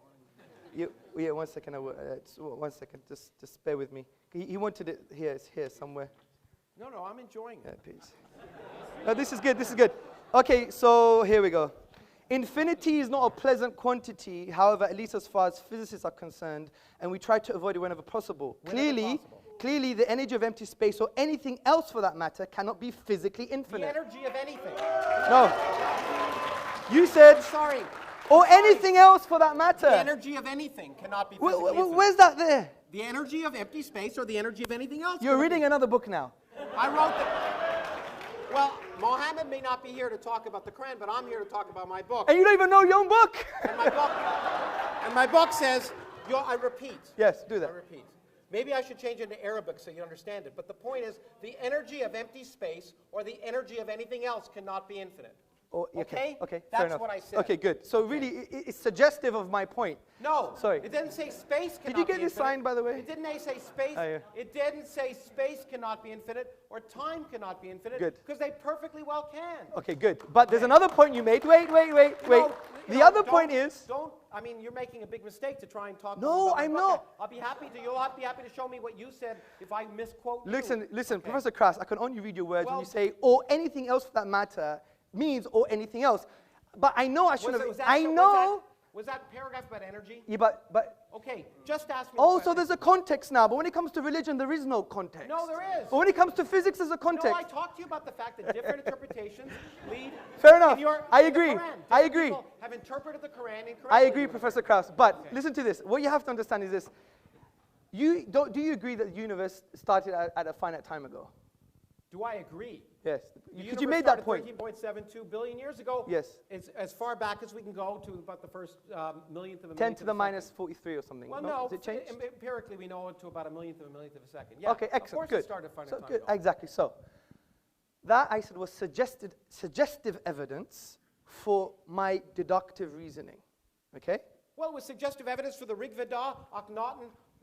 Yeah, I know. and Good, if you good, good. wonderful read the Let's Norse carry on creation now. myth, it's just as beautiful. It was created. I agree. I Okay. agree. But then I said, but since we have the best possible explanation, which is an uncreated creator, or there is a Why is cause that that the was best not possible caused, explanation? because I gave you all the logical explanation. This is the point. You should be No, attentive. I have the best explanation. It came from nothing by physics. Yes, but your Okay. nothing, is it really like nothing? No space, no time. Our universe didn't exist. So there's no... There was no there's- quantum foam. There was nothing where our universe existed. There was no space and no time. Everything we see, this room that we're in, So when, did not exist. when your friend Vilenkin comments on that... 1 second. So when your friend Alexander Vilenkin, who's a renowned cosmologist... Yeah, a good friend, A yeah. good friend. I mean, I read some of his works. It goes way beyond me. I have to and admit in that. fact, you know what? Yeah. You know what? In fact, Alex Vilenkin, as you read in my book, as I did, in fact, he scooped me because he wrote Yes, the he paper did. I read before that. Yeah, did, that was very interesting. talked Yeah. about a creation of space from no space. Yes, I agree. Okay. Recently, he has mentioned that there is a spatio-temporal boundary, right? No. What has he said? Well, he is, I mean, you know, we can talk about the details of the instanton that he described in Yes, the mathematical yes, illusion, but in fact, there is no space at the central point of that. Okay, agreed. So, but, see, my main point is that this evidence is suggestive of an evidence that is what I would call far more stronger. It has great epistemic value, and I'm going to end on this. Because it has greater epistemic value, because as you admitted, the inductive method doesn't lead to certain conclusions, whereas the deductive method leads to certainty. Now, you can't get it all the time. Wrong. But no, if the premises... I can be certain about something be wrong. Can you? Yeah, Can you? I agree. But Okay. Krauss, if the premises are sound and the logic is valid, it's still certain. You still What if have the to prove universe to doesn't me... respect your logic? Yeah, but Krauss, Professor Krauss, you still have to prove to me that the deductive logic I used is unsound or not valid, and you haven't done that. Well, Okay. if you don't think I have, I do. Okay, I'm really sorry to interrupt you, Professor Krauss, Hamza. You're going at it hammer and tongs, but there's a whole bunch of guys out there who want to sort of have a say, okay? Okay, guys, settle down. We're going to get the first question right now. Okay, my first question is to Professor Krauss, and this is just to sort out the sort of the whole thing we were talking about. I just opened up your page and it says, nothing is something. There you go. That's the title of a chapter. That's the title of a chapter, nothing is something, right? And you know what I meant? No, by and that? I'm going to ask my second question now. Okay. Your whole book is based on mathematics, and mathematics, as you know, is based on No, deduction. it's based on evidence. Okay, and you use mathematics throughout your book, and you say deductive. Show me the equations in my book. Show me the equations. Are there equations? Yes, they are. Well, there are one or two. The book's 200 pages long. Okay, let me just ask my I may question. have said My equals first MC question squared. was, you said nothing is something as soon as you open the book. Yeah. Secondly, you said deductive method, deduction doesn't work, and maths is based upon deduction. No, I said it may not work. No, you said it in the opening. Deduction doesn't work, and your book is full of mathematics and deduction. Mathematics is based upon deduction. So how do you... it's actually a good introduction to logical fallacies. Professor, you want to say something? Yeah, okay. I mean, these rhetorical things are so ridiculous, but okay. I like catchy phrases. And when I said nothing is something, it's a chapter title. My point, which many philosophers don't understand, and I guess, anyway, is that nothing is a physical quantity. It's not a philosophical quantity. It's not an imaginary quantity. Nothing in physics is the absence of something. So therefore, to understand what nothing is, you first have to ask the question, what is something? And to do that requires a lot of work. It's required all of the work of the 20th century of a lot of bright people, experimentalists and physicists. So what I tried to do is explain what we mean by something so that people could actually learn what you mean by the absence of something. I tried to be very clear and accurate. So it was just, in fact, since I wasn't trying to convince people of anything, I was just trying to explain it. The point is, in physics, nothing is the absence of something. So to understand what the absence of something is, you have to describe, you have to know what something is to know what the absence of that thing is, first. Secondly, mathematics is mathematics. You're absolutely right. But physics isn't mathematics. I did a degree in mathematics, and I did a degree in physics. I learned I wasn't a mathematician. And more importantly, I learned many of the best mathematician colleagues of mine weren't physicists. Because the universe, the way physics works, is that we make mathematical models of reality, but we don't decide that they're right. We say, in fact, I do it all the time, and most of them are wrong. I sit on a good day trying to make a mathematical model that explains reality. They go out and test it, and 99.99% of the time it's wrong, because that's the way science works. If it didn't work that way, anyone could do it. So it's not inductive in the sense, the mathematics is a useful language. In fact, it's the only useful language to describe nature, as far as we can tell. But it doesn't, we don't decide. Mathematics can describe an infinite number of universes. You can write mathematical descriptions of an infinite number of universes. Most of them aren't our universe. The way we determine if they're our universe is we go out and do experiment. Science is experimental. Without experiment, pure thought leads nowhere. If you locked a particle physicist in a room and asked her to come up with a theory of reality without any experimental observation, she'd come up with the wrong answer. Okay, you didn't actually answer the question there. Yeah? Just to reiterate, because you didn't actually answer it, yeah? You said deduction doesn't work. No, I didn't. No. Yes, you said it in the opening. I said it doesn't have to Okay, work. let me just repeat the It's question not- because you didn't understand the first time, right? You said deduction doesn't work, and your book has mathematics. And what I want to ask you Okay, is... fine, I agree with you. Next question. Okay, what is deduction? That's my question. What is deduction? Do you even know what deduction is? Because I studied mathematics at university. You know I don't even what? think you I know don't what it really- means. you know What is what? deduction? You know what? Yeah. What is deduction? Let me just say, let me just say this, okay? You can make definitions of things. I can try and figure out how the universe works. I'll make progress, and you'll sit here. Okay, thanks very much. Next question, please.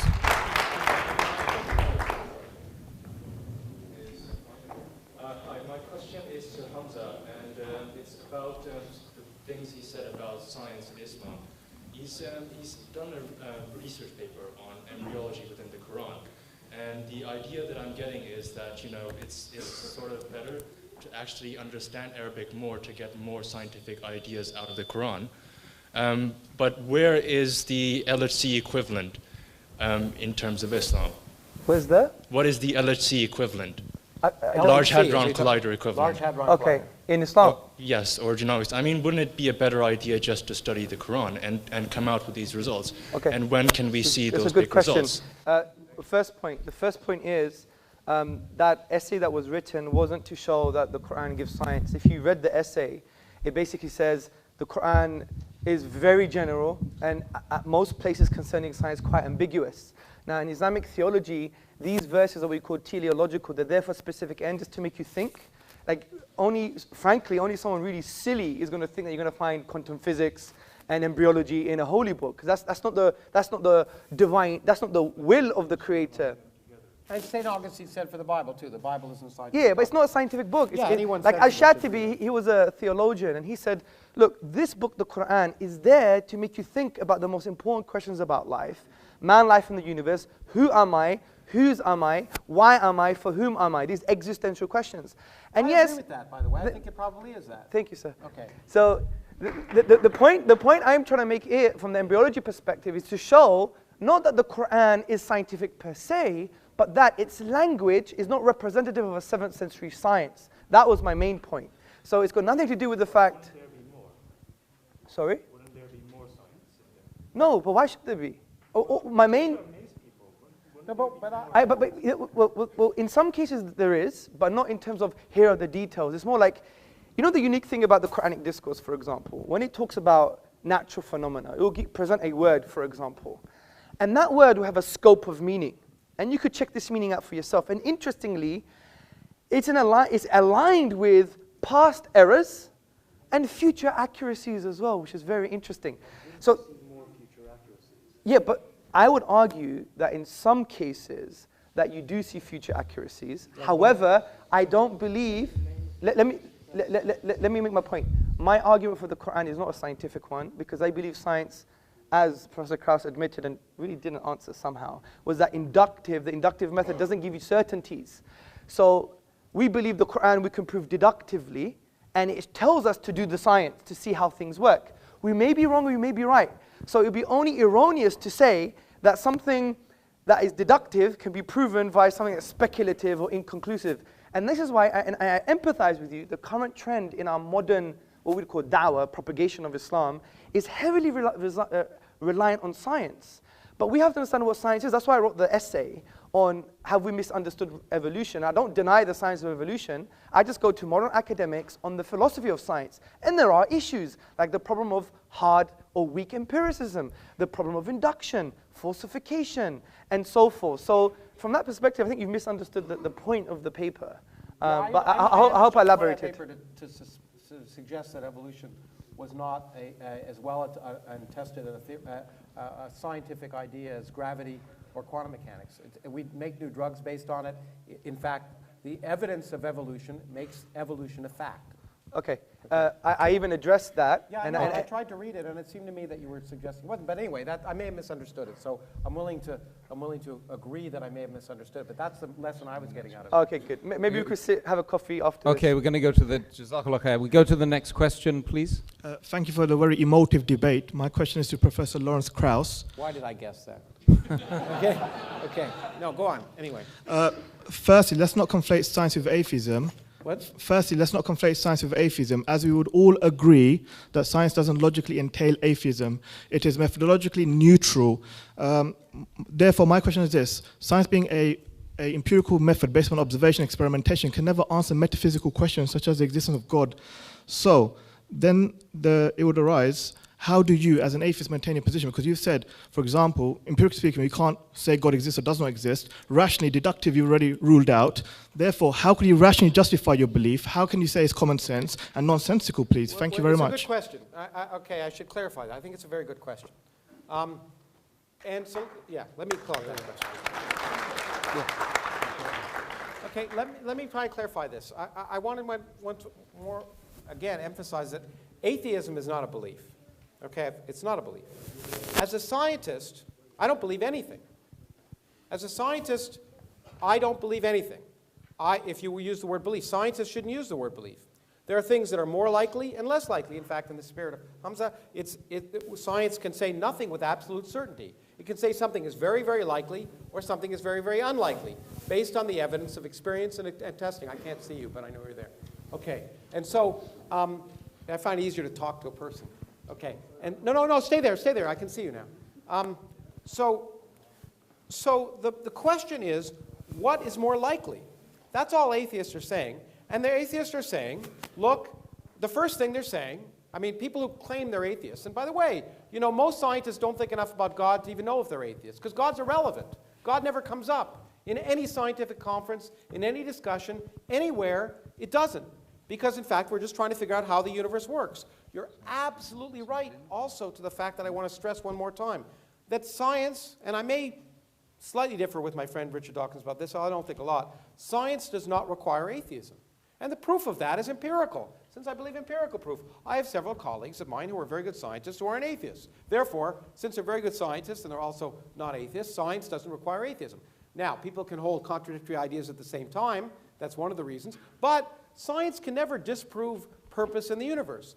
All we can ask is, given the evidence of our observation, do I think it is more likely that there's a personal God that cares about this random planet around a random galaxy in the middle of 400 billion galaxies, in a universe in which everything we see is just 1% of the whole universe, you could get rid of us and all the galaxies and everything, the universe would be largely the same. We're a bit of cosmic pollution. It seems ridiculous to imagine, for me, based on everything I see and my common sense, to imagine the universe was created for me. That's all. Okay, thank you, Professor. Let's go to the next question. Hello, Mr. Krauss, and assalamu alaikum, Mr. Sortsis, for a very good talk. I just have a question for Hamza. So you started off talking about infinity, and I mean, a lot of these arguments were sort of William Lane Craig type arguments, who, by the way, Fox News loves. Now, my question is, we've got a guy here who's written 300 books on astronomy, cosmology, whatever, and I mean, there is a lot of talk about Islam, about the Quran having scientific evidence behind it, cosmologically as well. Why didn't we ask him these questions? Why didn't we say, well, I don't know, you said that, you don't know, so why not ask him, he's there? I mean, why not? This is a forum for conversation. Why didn't we have, well, I didn't hear one time, except for when you mentioned quantum vacuum, where he explained to you what quantum vacuum is. Yes. Like, other than that, I didn't hear anything, so I'm really interested as to why that conversation didn't happen in here. Because my argument wasn't a scientific one.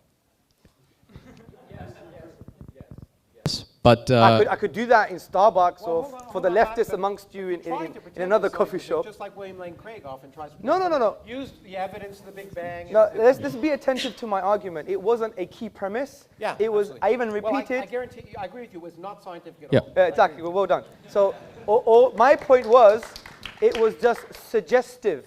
You're right, it was If you suggestive. remove that argument, you still have my deductive argument that hasn't been addressed. no, I know. What I'm saying is, then why did you use the linguistic argument? Why not this, like the? Because there's so many arguments. I don't hold the view. I don't hold the view that the scientific argument per se is strong enough to become a deductive Right. So it has to be argument. linguistic. So let's make No, this there's clear, many because others. There's this is historical, a- there's numerical. this is a- I could give them to I'll you go. now. Historical is also based on evidence. Let me make this clear, because it could be a real difference, and it should just represent our fundamental differences. Yeah, of course. You don't believe that your beliefs should conform to the evidence of reality. No, of course not. Okay. I don't. Good. Know that. Okay, No, but good. you're. Well, that's fine. But That's a Krauss, fundamental difference. you just even agreed that science itself, which we love and we think is a mercy from the divine reality to use, that has correlated verses indicating we must use reality and be empirical. You've assumed that empiricism itself would lead to an understanding of reality, absolutely. But you agreed that's not the I never said any case. absolutes. I've always said plausible, likely, unlikely. That's the way But science that's works. And the whole question here is, what's more sensible? And the point is, once again, I said empirically, 1,000 religions, you're all atheists for 999 of them. I'm just an atheist for one more. Yeah, but this is precisely my point. Yeah. Why would I therefore use an empirical inductive method to form beliefs that I believe are certain? That would be obnoxious of me. So what I do is, if I believe something is so certain as the existence of the divine and the miraculous nature of the Quran, I'm not going to use an inductive method which is speculative and probabilistic, which you would even agree ranges from 0 to 99%. I would have to rely heavily on what you would call other methods, epistemic routes to knowledge, such as deduction. And are There's they nothing, sensible? Well, and they are sensible. And here's the question, as Carl They are. Sagan would have said, extraordinary claims require extraordinary evidence. And the claim that you're absolutely certain of the truth, that you personally are absolutely certain of the truth, is a remarkable claim. No. And the evidence you presented Straw man. was not Straw yours. man. I'm absolutely certain of very basic truths, and this is called epistemic foundationism. No, I don't have that presumption. I'm not that presumptuous. Well, you obviously have a presumption that induction works. That's the truth No, in I itself. don't have the presumption that I know the truth. Let's presume there's more questions as well. Okay, let's go. Hi, my question is for Hamza. Oh, yes. And, my question is, I just want to clear something up before I go on. Do you think that logic and science are two separate paths to truth? Because Professor Krauss here is taking the scientific approach, you've been taking the logic approach. Do you believe they're mutually exclusive, that you can have a logical... No, of course not, because you can have a deductive argument that its premises rest on induction. So that's fine. And an inductive argument, by definition, is empirical by nature.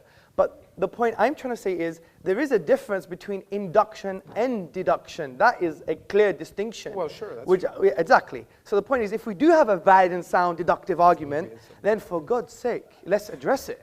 Not just say, oh, you guys put women in bags, or you scratch your ear on a Sunday, or you don't clean your earwax, or all these kind of random red herrings that were coming along, right? No, So the point I is, tried to ask empirically what's, to me, and maybe this is a different word, maybe we should have defined the word sensible. Please, Yes. sorry. Sensible, Could to I me, interrupt? Is something that's Yeah, consistent sorry, with that reality. wasn't the question. My Sorry. question was that if you think logic is, you said you didn't think it was independent, but do you think that your premises, because that's what your arguments rest on, are informed by empirical evidence? some of them are supported, but the majority of them are deductive themselves.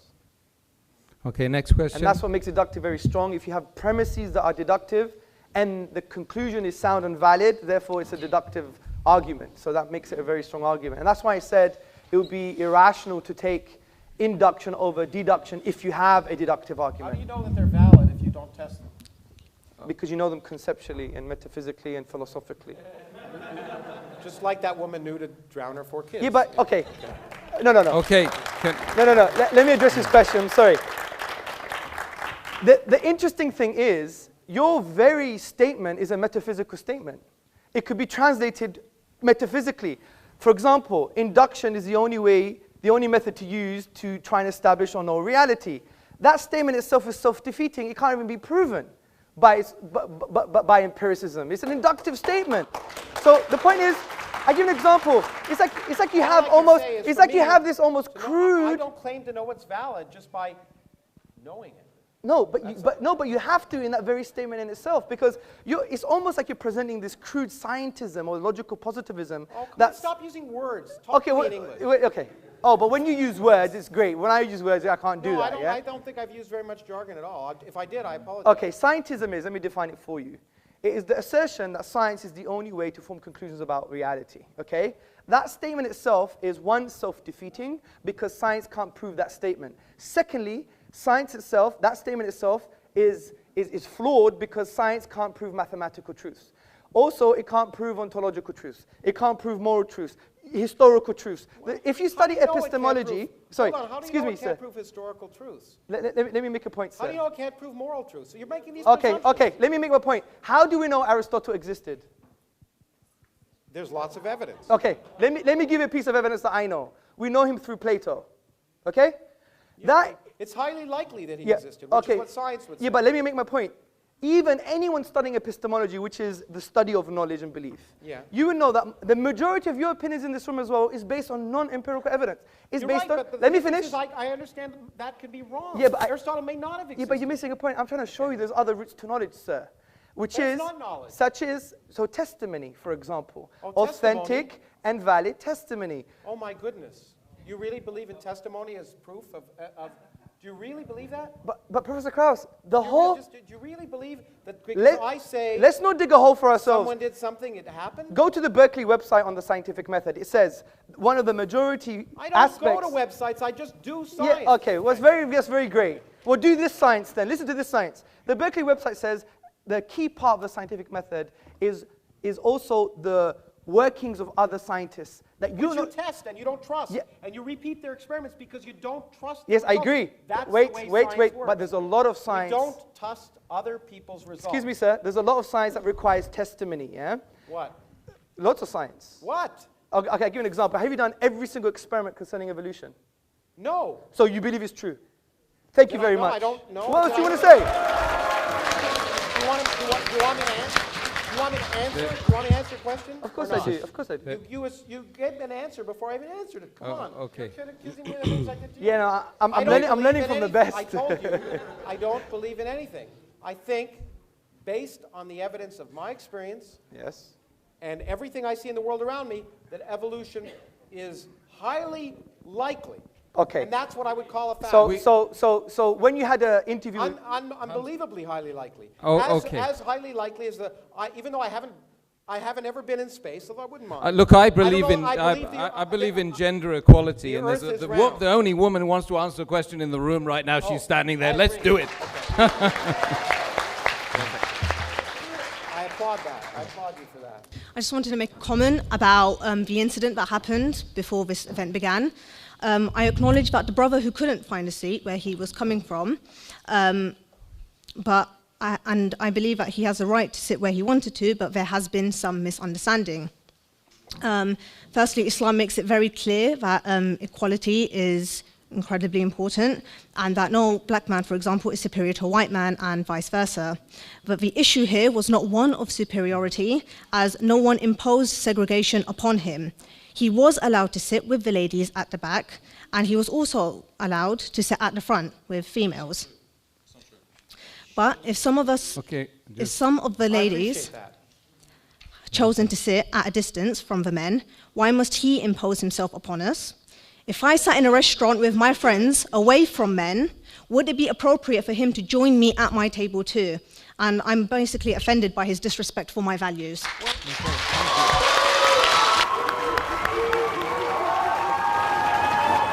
Okay. Let me respond, although I'm not the organizers. Let me respond. Look, the point is, as I said, I don't think people should be uncomfortable, okay? And they should move if they're uncomfortable. However, you chose to come to an event that wasn't segregated. If you felt uncomfortable by that, I think you have the right not to be here and watch it on video. But you chose to do that, and therefore, and I realize that you may be uncomfortable sitting with men, and I respect that. You shouldn't be forced to do that. But if you choose to go to a hockey game or a what do they call it here, football game, which is really soccer, then you subject yourself to the social conventions of the time. So I respect your desires, and I don't want you to be forced to do that. In fact, you should have moved away if it was offensive. But the point is that this was a non-segregated event, and you knew that coming in, and you therefore were subject to the possibility that you might be near someone, and that was your choice. Thank you very much.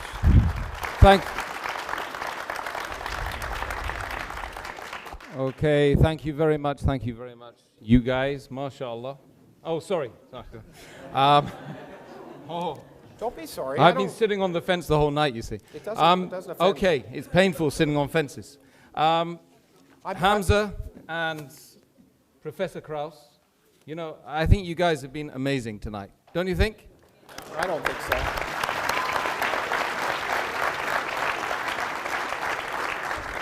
But you still got to convince the audience up there, so you've got 2 minutes each.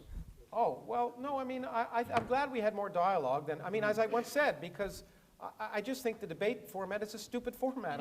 Forgive me. It just doesn't lead to the kind of interaction. Actually, there's been some positives that have come out of the fact when Hamza and I have talked that have been much more positive than when people make these rhetorical long statements and trying to find things and try and sneak the other person into some logical contradiction. It's just not good for education. My intent, and I'm sure I've offended people here, my intent was not to offend. I always offend, and I offend some of my scientific colleagues too.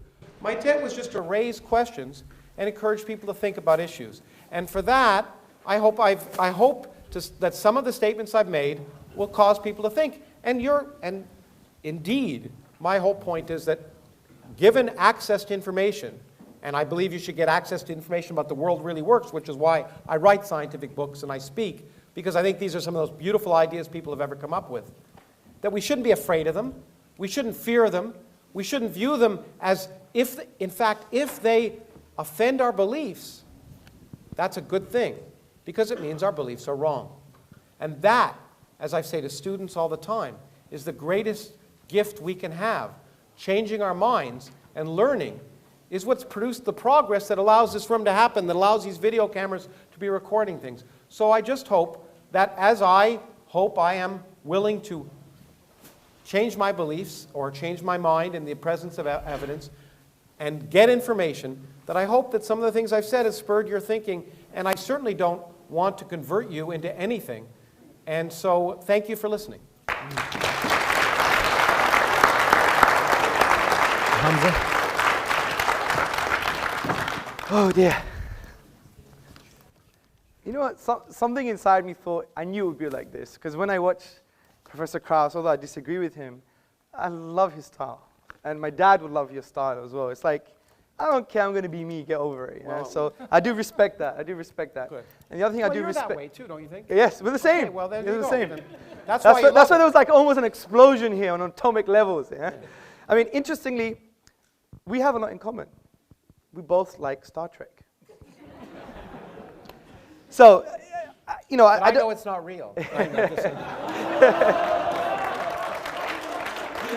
Sorry, I couldn't. You gave me the line. Yeah, I You give gave me him the that line. one. I give him that one. I give him that one. Okay, good. Right, so first and foremost, I think there wasn't much discussion on the definition of a miracle that I presented. I think maybe we should have more useful discussion on maybe the coherent definition that we presented. Concerning the literary form is unique. Again, I think there was a misunderstanding between aesthetic reception and unique literary form, and the computer analysis that was brought as an example wasn't based on a whole chapter, which is based on the inimitability of the Quranic discourse. Also, I think we brought forth a deductive argument to show that the finitude of the universe, and therefore it couldn't have come via nothing once it was in a state of non-existence and then it was brought into being. It couldn't self-create. It couldn't be created by something else that was created because of the absurdity of the infinite regress. Therefore, it makes sense that it was created by something uncreated or caused by something that's uncaused. And it's in line with our definition of causality, which is something that produces effect, which allows asymmetric causality. Also, when we talked about the infinite, we talked about the quantitative infinite, not the qualitative infinite. And I think the examples the professor gave were based on axioms and conventions in the mathematical realm of discourse rather than in reality. So that's all I have to say. I don't think the key premises of my argument were addressed. And I think it shows the veracity of Islam from that perspective, because if it was so wrong and so rubbish and so nonsensical, we would have had a strong counter-argument from that perspective. But this is going to be unaddressed until the Day of Judgment, I believe. But I think what we all have to learn is that, you know what? We can sit on a table. We can speak together. We may be angry and rhetorical. And by the way, I so apologize if I offended anyone, especially Professor Krauss. I did say things that I shouldn't have said for a highly respected, for a highly respected academic like himself. So we have to humble ourselves for his achievements. And some of the words I used were not appropriate, even though they may have sounded nice rhetorically, but that's a different issue. The point is, you know, at the end of the day, let's be human. Let's connect with one another without presuppositions. And that's very hard to do. But the only way to do that is just really divorcing our drama and our presuppositions when we try to engage with someone. And that's what we teach in our courses all the time. Engage with a human being, not just with his beliefs or your perception of who he is. We didn't quite get there today, but you know what? It's the beginning. God bless you all. Sizameni ukwenza ngokuhle sisaziphilela lo mhlaba. Make